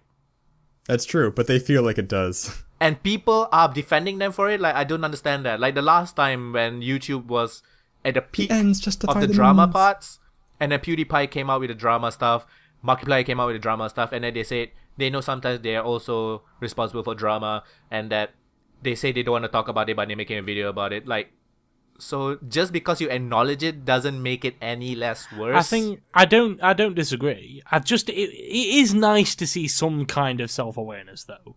I think that is nice to know that they're self-aware to some degree. You know, I don't think it's that's probably the worse silver as- lining, I guess. Yeah, like I don't think it makes it worse. Just as a hypocritical thing. I don't think it makes it worse, but it doesn't make you less of a hypocrite. I don't think it makes it worse, but I think it makes it worse in a different way. Like, it don't make it worse in the current subject, but if you're not self-aware, that just makes you a worse person, because... you're not aware. You know what's the funny part? I was reading this article about clickbait on Kotaku. Yeah. God. Yeah. Shit, the Unbelievable. meta game and the irony just fucking threefolds over here. The problem The is, worst part, I don't think Kotaku was self-aware about it. Yeah, I don't think there was any amount of irony or self-awareness in that.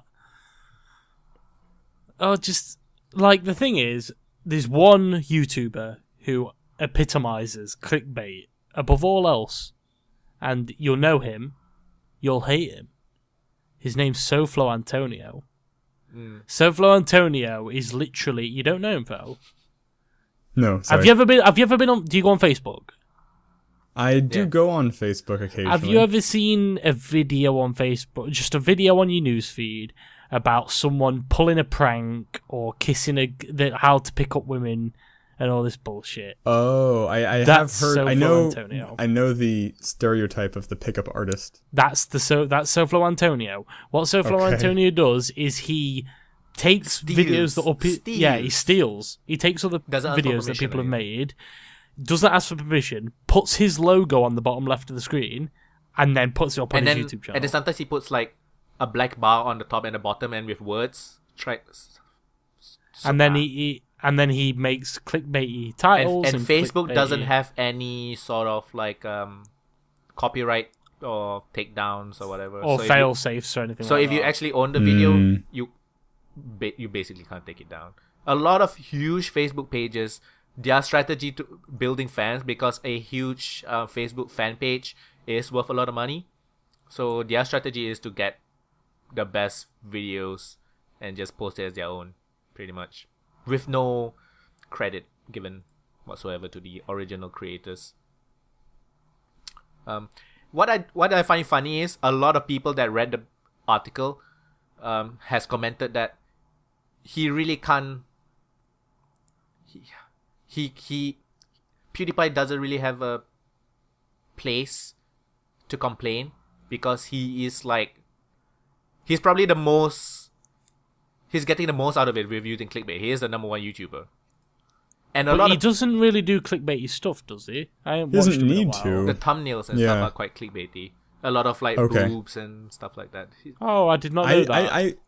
I will actively not watch videos if the thumbnail is like 50% somebody's face. Well, it depends.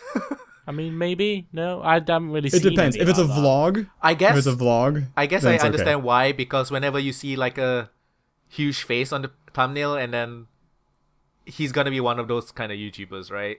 Right. I mean, in the context of video games, like Good Mythical Morning, that's usually a lot of face because it's them talking. Like if the video is just mostly on your face, that's fine. But if I want to watch a video game or like how to cook, I don't want like your face to be like, like I'm not there for your reaction video. Because like it or not, we kind of do judge videos through the thumbnails at first. Oh, absolutely. And all. I judge books by covers all the time. And whenever I see like very like, well, these kind of faces like, and it's like huge thumbnail, I'm gonna guess like he's gonna be screaming and shouting. I'm pretty sure. Yep. And you know, it's also when it comes to reaction videos and stuff like that, because you know, reaction videos, people think it's hot, it's easy, but you know, you have to do this. That was funny. Haha. God, Jesus, I've never been through so much pain than watching like a Jinx reaction video. Have you guys taken the time out to actually watch one of their reaction videos? I assume you wouldn't have, because I don't blame you at all.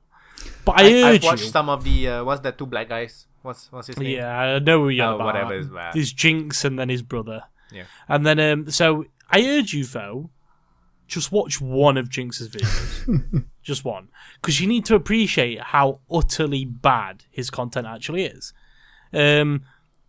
Because he also made this video, didn't he? He made that video where he was like, I thought I was giving people free advertisement. I thought it was a good thing. And then he was like, people think that making reaction videos is really hard, but actually there's a lot of editing involved. No, there isn't. You show the unedited video clip and the unedited reaction. You don't know how many takes that took. The best part is, he said, to get the reaction. There's so much time properly. in it. I have to wait for the rendering, and I'm like, right. Oh yeah, he did say that. He actually did say that as well. Yeah, he did say that. I watched that video that you're talking that's about. how many straws he was clutching at. The fact that it blows my mind how YouTube doesn't do anything about this, and it's sad, really, because and it's there not are people like he's a small channel. People know who he is. I actually have a news story then that's relevant to this. Oh, maybe. So Twitch just rolled out some new features. Interesting. One of the new features is social eating. You can watch people stream themselves eating stuff now. Yes, you can. They're fucking Koreans. Why? Is it like a porn thing? I thought Twitch because didn't allow it's a porn. Korean thing and it's huge over there. Yeah, have you not been on YouTube and see these? You go on YouTube and type in Korean eats. There's a girl who eats large amounts of food and she just talks while she's eating. It's like a vlog. She says she makes a few thousand $US a month just by doing that. And then you have have you seen You Laughed It? Like, I mean, this is literally an SNL sketch where J.K. Simmons, like his character was like, he dressed up as a baby and ate food messily, and Korean women paid him for it. It's like, I'm a messy boy. It's what I do for my job. Like, it's a sex thing, right? No, it isn't. That's what. If you go on YouTube, you'll see it. They social eating on Twitch, food. huh? Maybe but it's like. But I don't have boobs. Well, I kind of have boobs, but it's not like nice. I know that. Man boobs. Can you remember me talking about that vegan? There was a vegan. I don't know if I said it on here or to my friends. Who died climbing Mount Everest? No, there was a vegan who did like a vlog, like one of those videos where they eat while they're doing a vlog. So they talk about stuff, and it's like it's supposed to be more personable, I guess, but I don't know.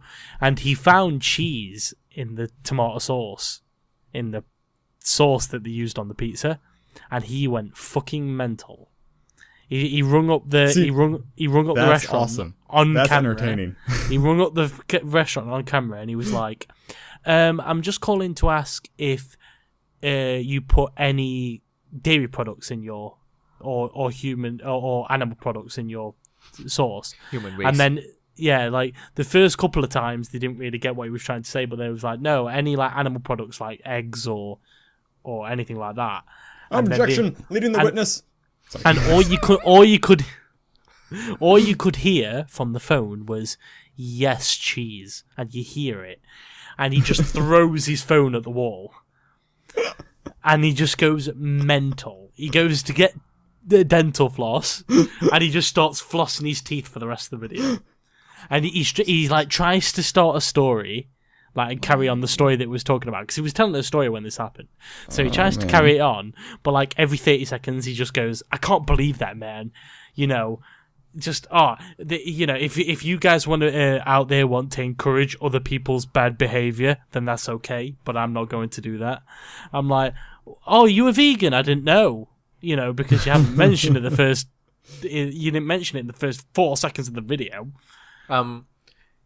For anybody who's never watched one of these social eating videos from Korea, they're not really eating like one bowl of food. They eat like those 9. like little Asian girls? They're like fucking eating like huge bowls of noodles and like meat and pizzas and breads and cakes. Like, fucking hell. There's one girl I in don't particular that's understand really how. popular. There's one girl that's really popular. I'm not sure who. And she ate like... There's also a guy that's like pretty, like, kind of chubby. Yeah, guy. but the girl I'm talking about, she's a tiny Asian girl. Very, very tiny. And in one video, she ate like 30 pieces of chicken. It was like, what the fuck? She can pack it away. What does she do to burn off all these calories? Is it that Japanese guy used to be like world champion of eating hot dogs or some shit? He's really small. Yeah, Yama, whatever. I can't remember his name, but I know who you're talking about. Yeah. Like standing next to all those big burly Americans, he's like the littlest guy there, and he's a tiny Chinese man. He can eat a hot dog in like 2 bites. And without biting, he just goes and it's done. Have you seen that dude who can swallow an entire bottle of water in like under half a second? What? Swallow the bottle? Yeah. No. The contents of the bottle. I was like, what? Right. So he gets a bottle of water, just like a normal bottle of water. He takes the top off, puts it in his thing, and he squashes the end, and just the water goes into his body. Why have I think I've seen that. It was on Ellen. I thought it was fake, but he was on Ellen, and he did it live on Ellen. I was fucking like, hell. that's incredible. I've seen the magician who can like he'll swallow like a cup of like flour or sugar or whatever, and then he'll drink a glass of water, and then he can like regurgitate the flour and it's still dry somehow. Like he can swallow an entire cue ball too. It's weird. Oh, I'm just God. It's super weird. I am interested to know like how the American content creators or Western content creators gonna use this social eating thing, because whenever I see Twitch stuff, pretty much when it's about guys, when it's a guy, the successful one, I mean, if it's a guy, he has a really good personality. If it's a girl, she's really pretty. That's pretty much it. I actually really disagree with that. I think a lot of the top male Twitch. I think most of the top male Twitch have no character whatsoever. Really? They're just lucky. Yeah. Lyric is really entertaining. I think Lyric and Summit are really entertaining. But if you go on like Night Blue stream or anyone like that with like 8,000 to 10,000 viewers, they're not really doing anything special. It's just they happen to get a large audience and they got in early enough to get that audience. That's why people say Twitch is a lot about luck, because it's hard, because it makes sense. It's harder to do something massively unique when it's a website dedicated to streaming games. So they're just some of them don't have any personality at all. I think Summit and Lyric do have personalities and they're really entertaining. But some people just aren't. Like Night Blue and stuff like that. They're just not entertaining. But the women, I agree with. Most women have just massive tits. But then you have a woman like Caseytron. Caseytron is the funniest motherfucker on the planet. She is hilarious. But the sad thing is, like, there's one Caseytron, like hundreds of titty streamers. Legendary Leah's. Yeah. Legendary Leah, who got banned, may I add. She got banned for 30 days for showing her vagina on stream. Only 30 days. If somebody accidentally shows a nipple, they're banned forever. And it's because she's super close friends with Soda Lyric. Soda Poppin. And which is a boyfriend. huge Twitch streamer. Soda Poppin's her boyfriend.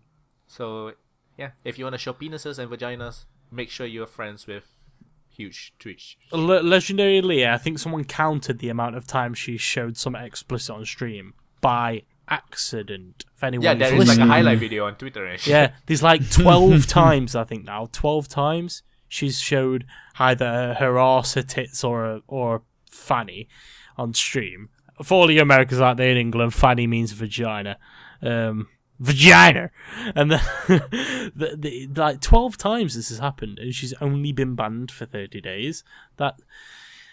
The thing is, she's the kind of scumbag that brings a bad name to female streamers, because there are some female streamers out there that really do try hard to make really, really appealing content. And I feel sorry for those women, because every time you hear the term girl streamer, you just think of a girl who's playing a game, but it doesn't really matter, and 90% of the screen is a webcam. And that is sad, because it's girls like Legendary Leah who bring a really bad name to some really well-intentioned streamers out there who just want to create good content for people. And then she's there just showing a fucking vagina on stream like a fucking reprobate and getting loads of money for it, because these 13-year-olds are going to lap that shit up. Oh, God, it's annoying. Yeah. Oh, fucking hell. The market decides what it wants, I guess. Then, like, I was trying to find a specific... I found it, but I was trying to find a specific song from One Punch Man, and all I was getting is reaction videos to One Punch Man, which is like 50% is a person's face while they slack-jawedly watch One Punch Man. Is the song... watching this? Is the song the one that goes... Do-do-do-do-do, like the really electric guitar thing? Do you know which one I'm talking about? I was getting a thing called Android Walks. It's his friend's like fight number. I do know what you're talking about. That's a good one too. And the one where he's fighting the dude at the end, Boros, and he's That fight was fucking epic. It was amazing. It was one of my favorite which is fights. I'm nervous for it was one of season the best 2 anime fights I've ever seen. I don't know how they can top it. The manga hasn't even topped that moment. So Well, because hard. it'll be finally nice to see the guy. Have you read? No. Oh, well. No, I'm not saying anything. It's just the guy who can contend with him.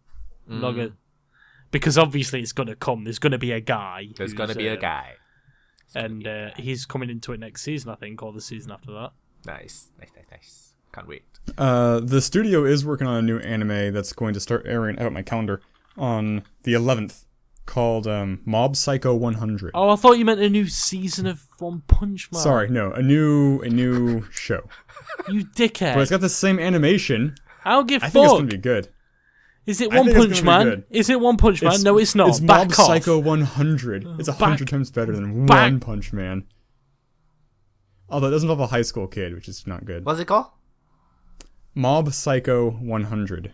Oh, what a shit name. That's a shit name, though. Shit name. Telepathy. How is it any worse than One Punch Man? It looks a lot like No, One but Punch at least Man. that's in the joke. Now it's just fucking taking the joke too far.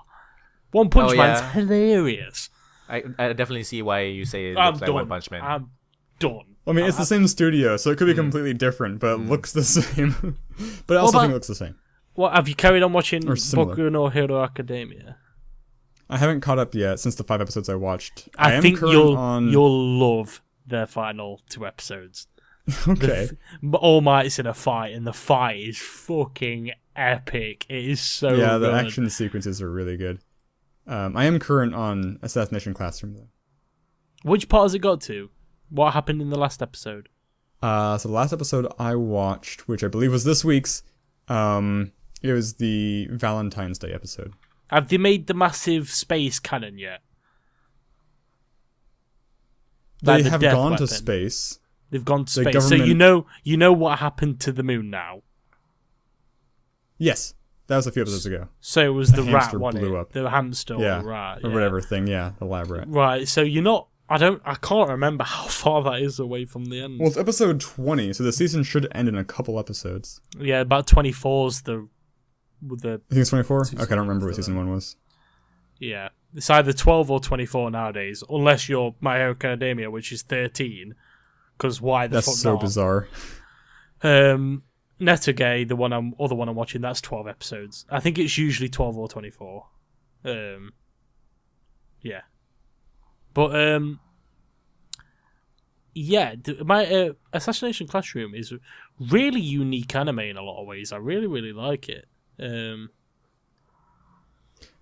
I feel like you should like the main character a lot because he's crazy. He is. I behaves really crazy in many love it. ways. What's his name? His laughter. I'm watching the dubs. I don't know. Kuro Sensei. Sensei. I can't remember why they called him Kuro Sensei. It's like a something. Japanese pun for target or assassin teacher. No, I don't remember. I think it's untouchable or something like that. Oh, that'd be cooler. I think it's in reference to like how his skills. I don't even know how to Google it. I don't really, to be honest with you.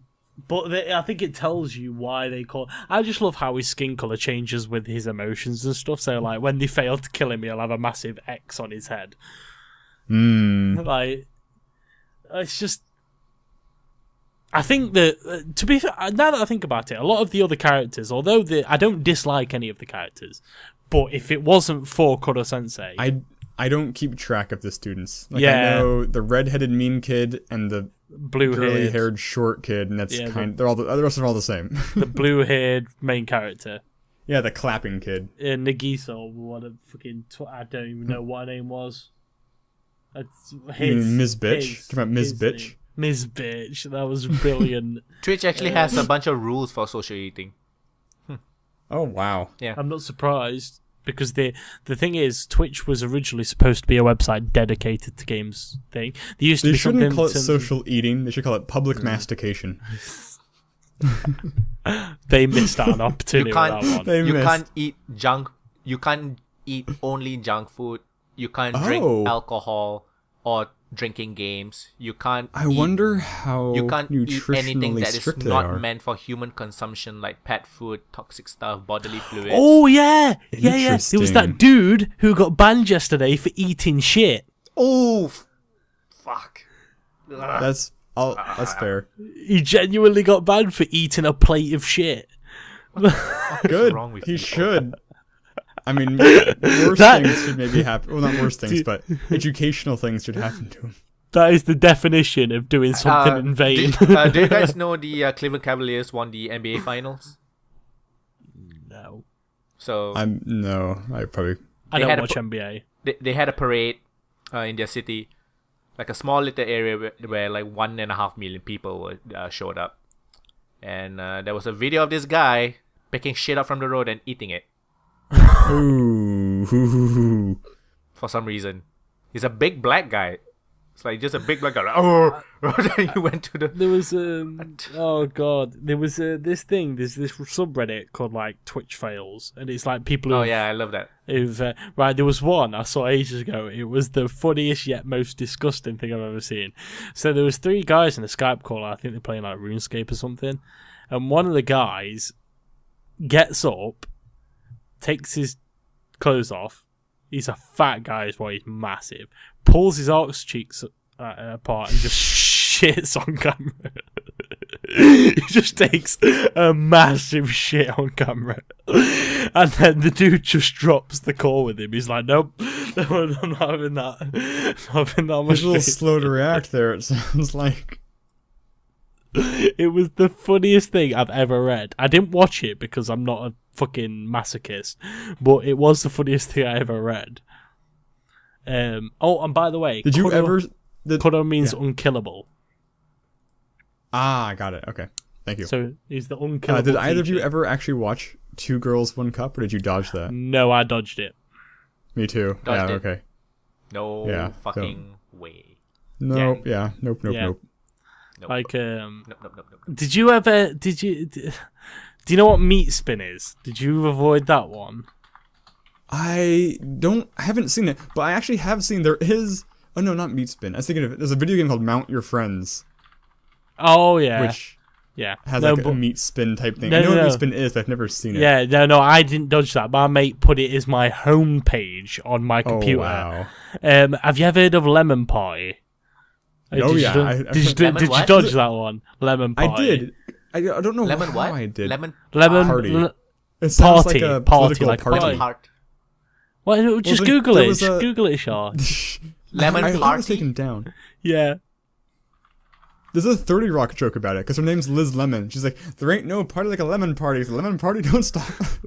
Just go on the website. He's actually Shar. doing it. Why are you doing this, Shar? Nice little orgy involving 3 older overweight men with flaccid penises. Yeah, it's a nice little one.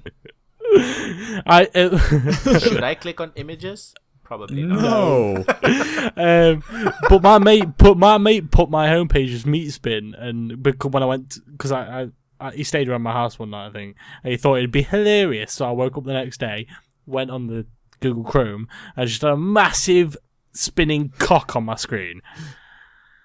I'm like, oh, thanks, brilliant. Fucking lemon pie, man. Oh god, why do those websites exist? Like Leakspin. Did you ever do Leakspin? I like Leakspin. Yeah. Leakspin's great. So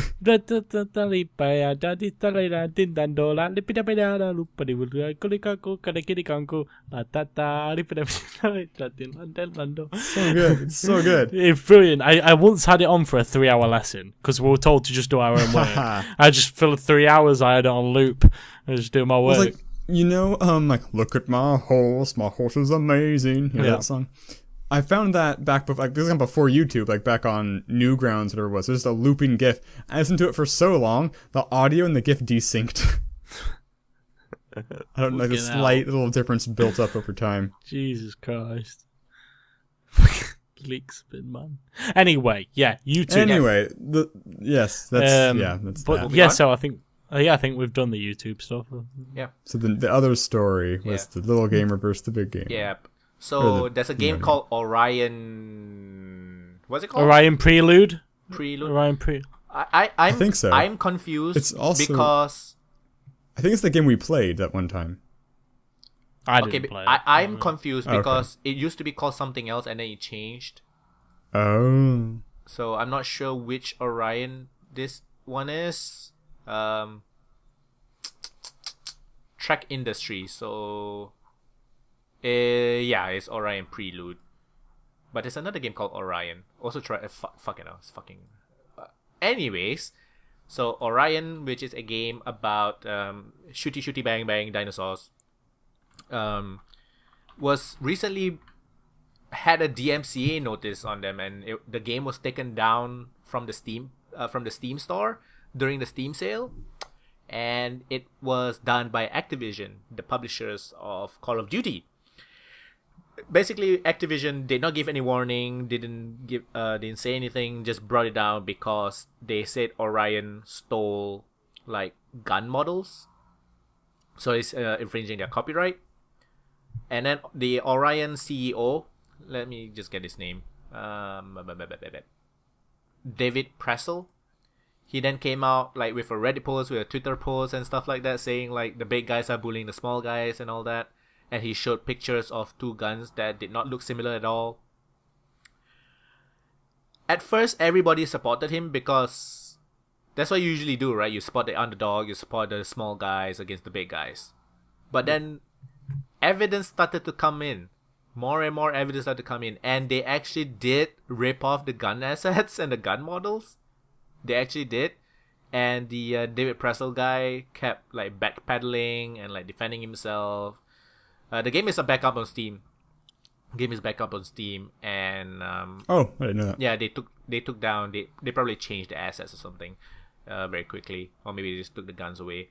And some people also showed they have helmets, and one helmet looks like that Kylo Ren's helmet, and another helmet looks like Genji's helmet from Overwatch. So. And there was a Boba Fett helmet. Oh yeah. Yes, Boba Fett. Yep. So yeah, there's also a floaty robot thing that looks like a floaty robot thing from a movie or something. So David Pressel then banned himself from his own game's Steam forums because he couldn't stand the negative feedback that's because of this entire case. So, rip off the game. What? Pretty much. Yeah. At first, everybody was up in arms because Activision isn't exactly the best company. And everybody hates them. Yeah, they're not. I mean, he doesn't help the cause, though, does he? for so long, small companies have been trying to fight these battles that are unjustified. Legit. Yeah.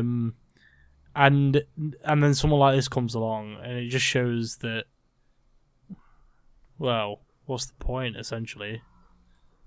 I don't know. It's just kind of sad. So, yeah. That's interesting. We reached the end. Do you guys want to play 20 Questions Video Game Edition? Sure. I have a game. Okay. So, ask away. This is 20 Questions Video Game Edition. Hey. It shouldn't be that difficult. Let's start it. Was it made before 2005? Let me just bring up this. Say that again? Was it made before 2005? No. An older game. No, a newer game. It's a new It game. wasn't made before 2005. Not made before 2005. Got it. Say, okay, yeah.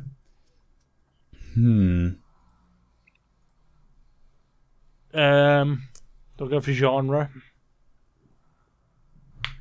Sure. Is it an RPG? Or does it have RPG elements? New. No. New. Okay. Yep. So we can knock out all JRPGs and RPGs. They're gone. Yeah, it's not GTA.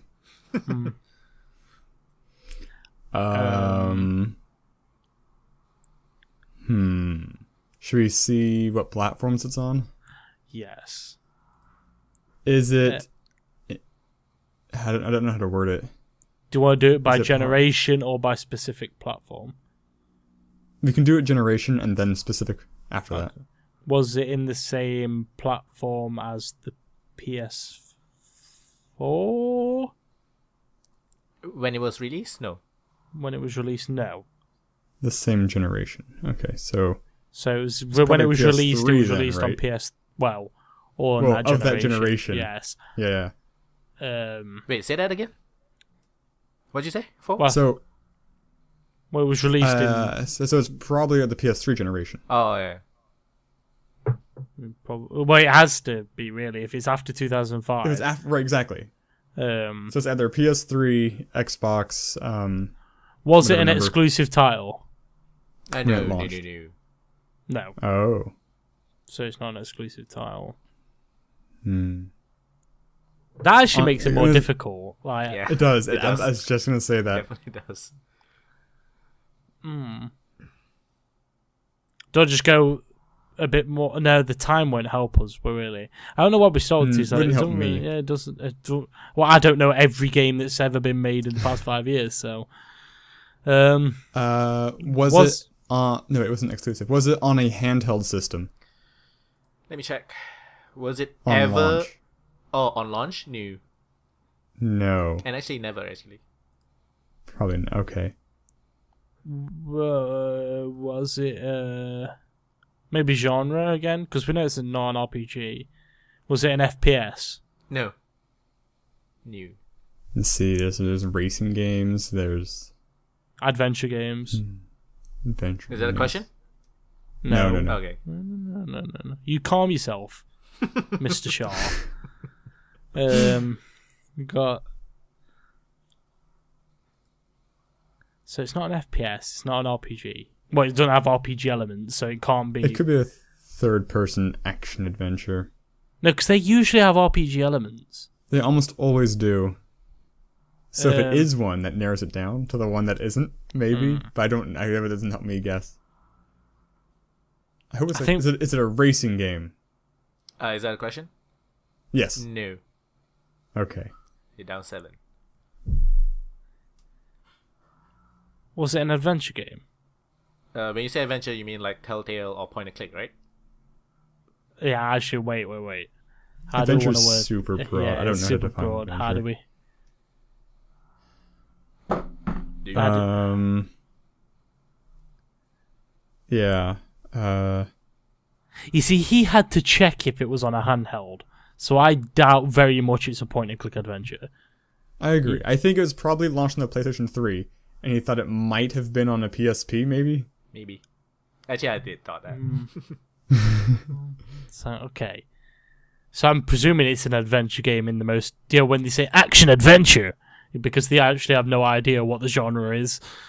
Like, it has a bit of guns here. Uncharted is considered action adventure. I would yeah, but like, so is me, games like that. So I haven't played Uncharted. Like, to me, it's like the thing that makes like a Bioshock or an adventure is it's you can backtrack. And like, the deep if the narrative. game's just a sequence of levels, then it's not an adventure. And the deep narrative. But the industry do see adventure basically meaning point and click or story, like Telltale. Unless it's called an action adventure. Yeah. Because action adventure is everything anything. just uses adventure. If you say Bioshock is an action adventure, I can totally agree with you. Everything is an action adventure. Like Mirror's Edge is classed as an action adventure. It's probably Dying the Light. broadest. It's the broadest genre by far. Adventure, yeah, it tells a story with growth. So it's not. So it has to be like an action adventure because it's not a. It won't be a point and click if you thought it was on the PSP. There's no way it was an adventure game. I don't think it's a point and click. And then it's not. Is it a fighting game? It's a question. Is it a fighting game? Oh, sorry. No, it's not. Okay. Jesus Christ! What? I guess it would, because it's not exclusive, so that's why. I say it's not a first-person shooter, but it could be a third-person shooter. Totally. Oh, I feel like it's probably going to be more like a Sly Cooper. But does that have RPG elements? I don't know. Not really. Or Ratchet and Clank. You won't consider those. Okay. Even if you can upgrade the weapons like in Ratchet and Clank, you won't really consider those RPG elements because there's so many other mechanics and other elements that's taking a bigger part of it. No, but it does have RPG elements. Or because it's not the main focus. Certain Tony Hawk so games small, have RPG elements. They are, but but it has them is the most important thing. They may be small, but they have them. It is. Really, but that's why it's a great question. because if you say, well, actually, that's why it's half go, because if you say yes, well, then that doesn't help us in the slightest. If you say no, it does. If you say no, it helps you a lot.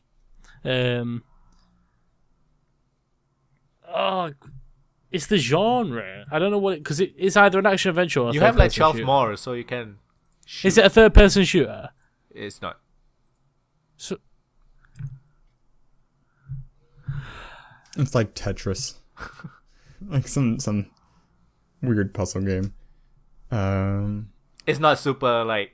So it launched and it wasn't exclusive, no. Right? We answered that question. Yeah. Okay. Oh, the game that I was thinking of it's not that then. I was thinking more like of a David Cage game. Maybe it's a David Cage game, but that was only PS3, only PlayStation. So. Yeah. Mm-hmm. And shit. Exclusively shit. Don't remember that part. Be a sports game. It's not like super unknown or anything. It's pretty loved, actually. Pretty loved. Yep. Pretty much. On the PlayStation 3. What's the Xbox of that generation? 360. 360. The Wii. PC. And the Wii. Mm-hmm. It wasn't exclusive, so it's got to be on both. Or yeah. At least, right? I guess it could be on PC and at least two. Of that era, it's most likely to be on both consoles. Especially in that time frame. Because back then, nothing was out on PC, really. It was mostly... Yeah. If something wasn't exclusive, it was between those two consoles. Was Fables on both? That has RPG elements, though, massively. Oh yeah. It's totally an RPG. It's totally. That's an RPG. That's more than a few. I would say, though, it has a heavy RPG element. Does Assassin's Creed have? It's not. Yeah, it depends. Probably. One was the only one without RPG elements. But I wouldn't consider upgrading weapons to be RPG elements. Upgrading no, but you can upgrade in a certain way is. No, but you RPG can upgrade elements. your cities. You can upgrade your city. You can upgrade your houses and all that stuff. Would you guys consider RPG elements only being able to upgrade yourself or upgrading anything at all? No, anything. I think if it anything? Upgrade, I think for me it's like yourself. Anything skill you points use. or leveling. I think weapons, anything that can affect your playstyle, anything that customizes your. So your if you gameplay. like an RPG element, unfortunately, is like because this is how we define a. Do you know if you take Deus Ex for example, the first Deus Ex was an RPG game because you had so many options and. It's the first person RPGs, definitely. Yeah, but Deus Ex Human Revolution was an action game with RPG elements because you could upgrade your guns and that's about it. That's why it had RPG. You have skill elements. points. Yeah, you have the praxis Not points. but barely. Like most of the upgrade system was focused on the weapons and such. Did the weapons Like you have had They upgrades? definitely. I don't remember. Yeah, I think so. I don't remember that either, actually. Didn't No, they? you're right. You're right. Yeah, I'm pretty I'm sure. pretty sure you're right. Because I know you have to unlock the silencer. I remember that much. Yeah. I'm pretty sure. And then you could like upgrade. But I wouldn't consider Like upgrading hacking and stuff. cities to be an RPG element. Of course, it all goes Does towards it the affect your role-playing. playstyle? Yeah, it affects your money income.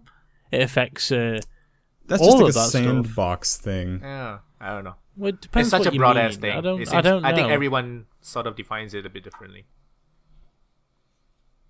Don't know. To be honest with you. Yeah. Anyway, Nine down. You have 11 more questions. You narrow it down pretty much though. I still don't know what genre it is though. I still It don't could know what be- genre it is. It's not an It's not RTS. racing. It's not what RPG. It's First person It's shooter. not first person. It's not a third person. Not a shooter. No shooting. No. It's not going to be Is an that a adventure question? game. So not it gonna could be be a- sports. Could be sport. We haven't done sports. We haven't done Is it a sports game? puzzle. It's not. Ah, god dang it. Halfway. So it's Halfway, either a yeah. puzzle. You see, action RPGs usually have heavy RPG elements. No one can say they don't. Action RPGs Yeah. usually do. So Yeah, hack I and doubt slash it's. as well. Character yeah. action. Usually some RPG elements. So I assume it's none of those either. I think there isn't a single It's like a genre walking left. simulator. Are you guys sure? No, No. well, it No can't more be a genres walking left. simulator. It can't be a walking simulator because there weren't any walking simulators out during that era. Not on a console. Not on a console. Or Was- a was the- console. Was the first was the first one Gone Home? Would you say? On the first console? walking simulator. No, Gone Home. Walking Simulator. No, No, Dear Esther Esther. predates Gone Yeah, Dear Home. Esther. Oh, yes. Yeah. Right. Which was shit. Right. Which was really bad. And then Gone Home came and Stanley Parable came, which was way better. Yeah. Stanley yeah. Parable was I didn't mind Dear Esther, but I mean I haven't replayed it, so I hated the Is Dear Esther narration. the one It was- without the it running could've been mechanic? Novel. Yeah, you can't jump. Agonizingly slow. You can't jump, you can't So I'm not gonna run. play that. Fuck it. Fuck that shit. Yeah, it's not. The end is really good, I thought, but the walk up to it's Because pretty tedious. Fitz Thistlewitz was playing it and he was like, it's really annoying getting lost on this game because you can't, there's no run function or jump function or Like, I mean, enemies. honestly, I don't mind walking slowly if there's things happening, but like Yeah. it's really bad because Dear Esther has these little dead end branches so that you can uncover a bit of the story if you go off. But it's like I'm not walking down there. I have to walk all the way back. Like Yep. no, I I'm just not going to do it. I just love how I was playing it and then eventually he just went, there's no enemies or guns or anything really. I didn't know that at first. Like actually, it has a bit of a Gone Home thing where you don't know, and you're just like, is something going to jump out and attack me? There's like even a moment too where like you see like a silhouette on a cliff and then it disappears. Because you left the path that goes behind a hill, and then it's just gone. Like, oh, where is he? And you walk up to the hill, and like, where'd he go? And you know, I love And Gone then Home you for did- that. Very and then they blatantly just stole the ending to Super Mario 64 for Dear Esther, where you jump off the lighthouse and you just fly. But so to me, you spoiled it. But I interpreted it as like suicide, like he killed himself and became a crow. It's so deep though, man. It's so deep. So I mean, it's so many layers to go through. It's deeper than Mario 64, I guess. Is it though? Have you heard the dialogue in that game? It sounds like shit. It sounds like someone who has a vague idea of what the it word goes means out of in a its dictionary. way to be extra vague because like certain elements of Dear Esther are randomized. So like you get different clues each playthrough. So like, but none of the clues line up with each other. Like some of the clues indicate that the person in your life who died, it was a car accident. Some of the clues indicate it was a drug overdose. Like they don't even have like a coherent story. They went out of their way to uncoherentize Try the to guess story. the game. Okay. It's too long. It could be Jet Set Radio. Did that come on the PlayStation? It totally did. It was Dreamcast, right? Oh, I don't know. It's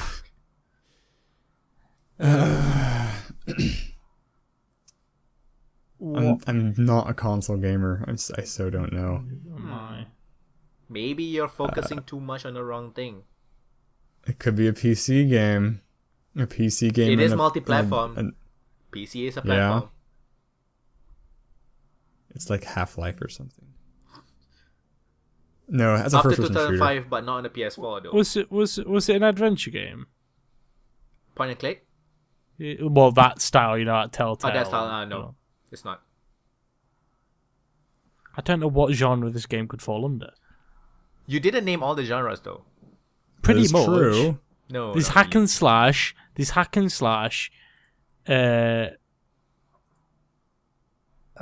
see. On about Steam, it. the genres they list are action, Puzzle. adventure. These are worthless genres. Never mind. Puzzle. Casual is not a genre. Steam. There's a puzzle. It could be a they puzzle have- game. they don't have It is puzzle. very They have- heavily puzzle. They have simulation, sports, and strategy. So it's a heavy puzzle game. Was Chamber. was it released in a bundle? Was it released in a bundle at launch? Yes. No. Talking about Orange Box? I was thinking the Orange Box, yeah. That wasn't on launch, though. I don't think. It was Portal. I was thinking Portal. Portal came out in the Orange Box. Yeah. Yeah. No one For the knew. consoles, No yeah. one knew it. No one knew it existed until Yeah. it came That's out. actually the only game I played out of the Orange Box. Orange Box was what? I Half-Life just played 2, Team Fortress, Half-Life 2 and Team Portal. Fortress 2. Was it Half-Life 2 or 2.5? It was Half-Life. It's both, I think. Yeah. Just- Okay. No. I actually still have my Orange Box just over there because that's how I created my first ever Steam account, and I didn't really use it after that. And so then I learned what Steam was again. I was like, I don't remember my account information, so I made a new account. But I still have my Orange Box because if I ever want to play the Orange Box stuff, that's still locked back with the first account. Okay, I'm gonna give you guys a hint because I'm not a Canadian like Jordan last time. Motherfucker, that guy. It was a 40-minute video, by the way. Just all the freaking 20 questions. I know. I was surprised you didn't cut most of it. I just fast forward or something. I was too lazy. Yeah, fair enough. The hint is you asked puzzle, right? That is literally You 50% just kind of told of the us. mechanic / genre. It's literally 50% of it. Maybe a puzzle platformer? Maybe? No. Is that the question? What other puzzle... No. What other puzzle games are there? What other types of puzzle games? I mean, you You can. got puzzle... Portal is considered a puzzle- first-person puzzle. I would consider it that. You Because got it is puzzle first person. platformer. Then you got puzzle platformer. You got... Which also can be first person, I guess. Like, Thingy was a puzzle platformer. The other one with the glove. Story about my Quantum aunt. Conundrum. No, Quantum Conundrum. Which Tim was Swift's terrible, game. by the way. Yeah. Yeah, it was I don't terrible. know that one. So it's 50% of the game. Mm-hmm. Literally half of the mechanic is puzzle. So what was the other half?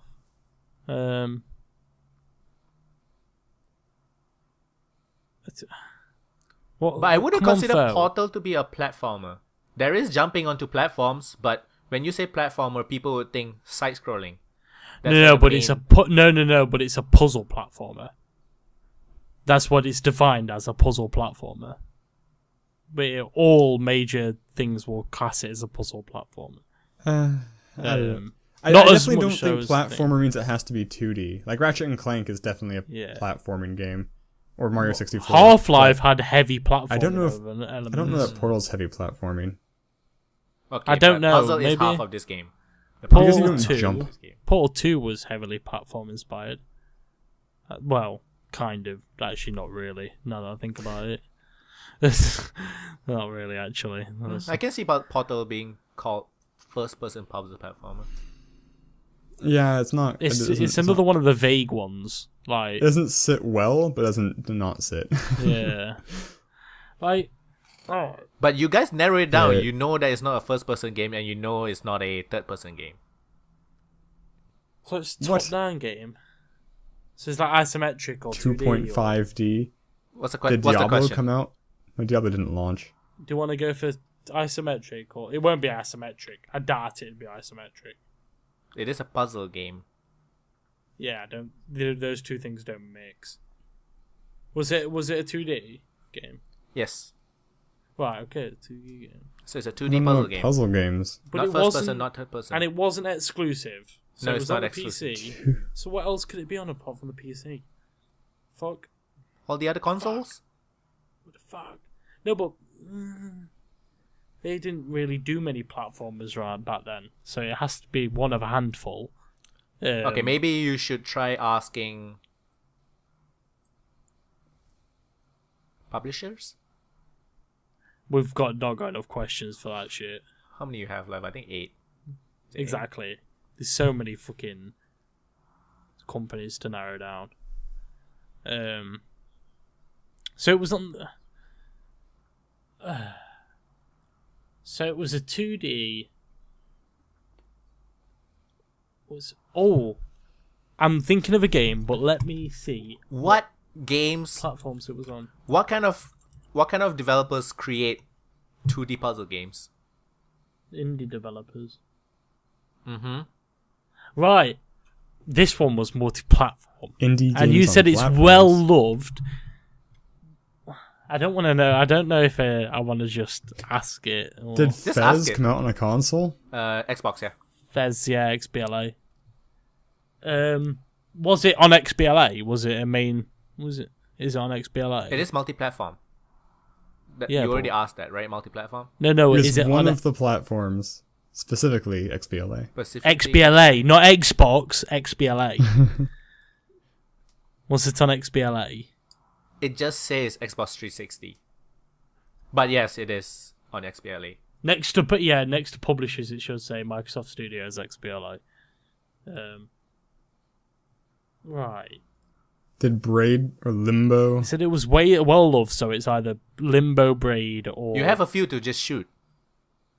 Is it Limbo? Yes, it is. Ha! Hey! Reason I chose Limbo is because they have a new game out. It's called They have a new game Inside. out? Yeah. It's also a 2D puzzle platformer, but totally different from Limbo. You It's see, not I really thought Limbo earlier on, but I didn't know they released it on consoles. I thought it was a PC exclusive. No, it's not. That's why I didn't think of it. It's totally multi-platform. It's- I didn't know. If you really wanna be like super technical about it, it probably was a XBLA exclusive for a time, maybe. I'm not too sure. I thought it was But on I Steam would totally first. consider Limbo a multi-platform game. Well, yeah, it's on multiple platforms. It's on pretty much every platform. Jesus Christ. Yep, even the PS4.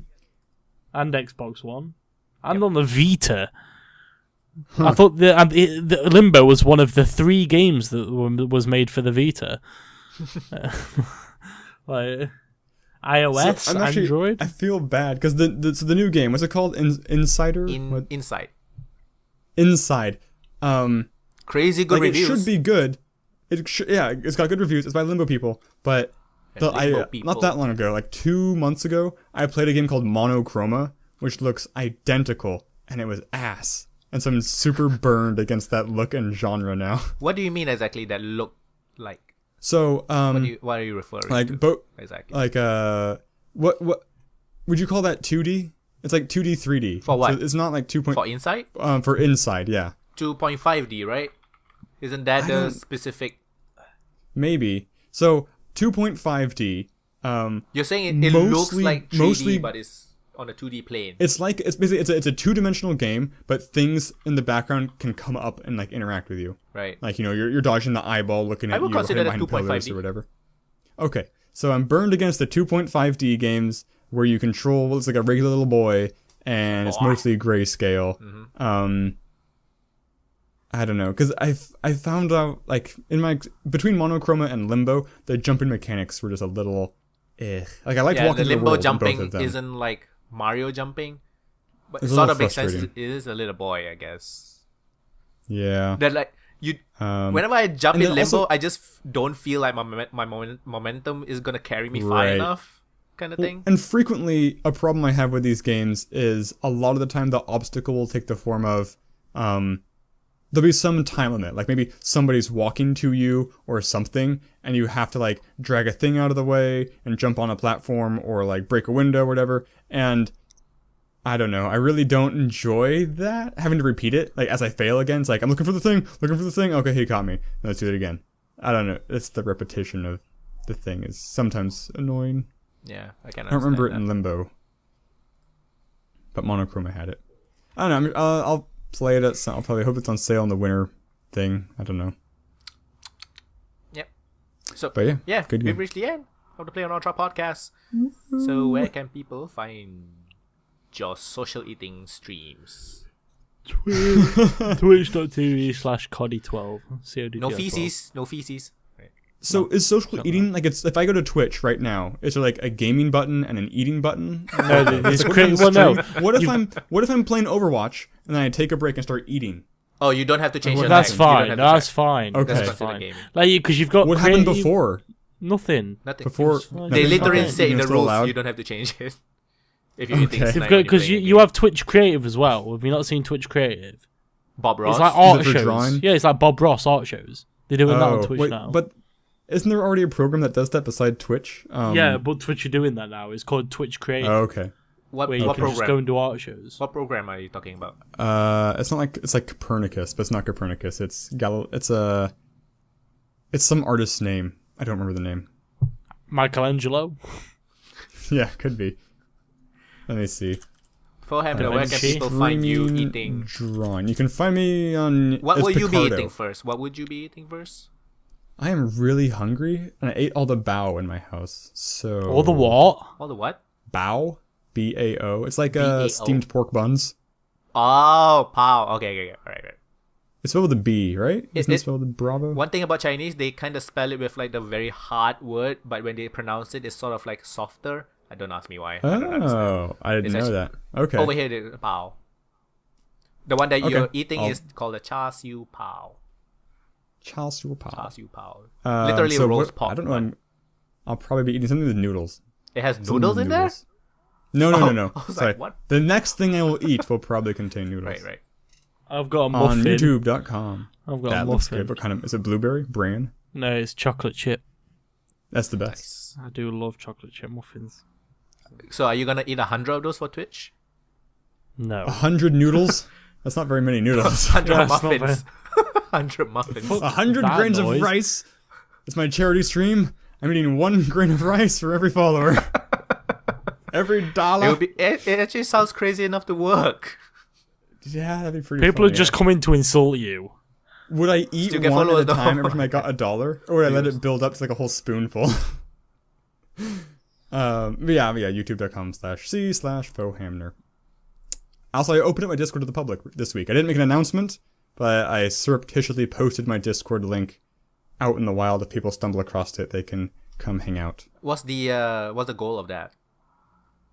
I don't goals. No, I mean like why are Plain. you opening up to public? Do you want people to stalk you and shit? Or, like- People just want to talk more. Build I a guess, community. yeah. Build a community. Maybe collaborate on something. Yeah. I've never seen Whatever. you in that channel though. I check it every now and then. I've never seen you in I there. am always online. I don't post anything. So yeah, I've never seen Wes, you in any where channel. can people find your Discord link? I think on your Twitter page. It's on my Twitter On the page. Twitter. It's on my Facebook page, and it's on. Sorry, is it on my YouTube page? I believe it's on my YouTube page, Like description and of each video. it's on my player.me page, but nobody uses that. Yeah, I have a player.me page.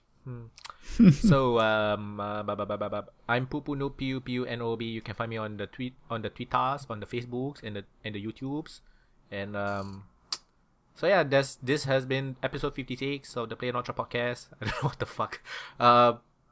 Thank you very much for listening, and do share with your friends if you like us. If you don't like us, don't share, I guess. Goodbye for now, if that's the case.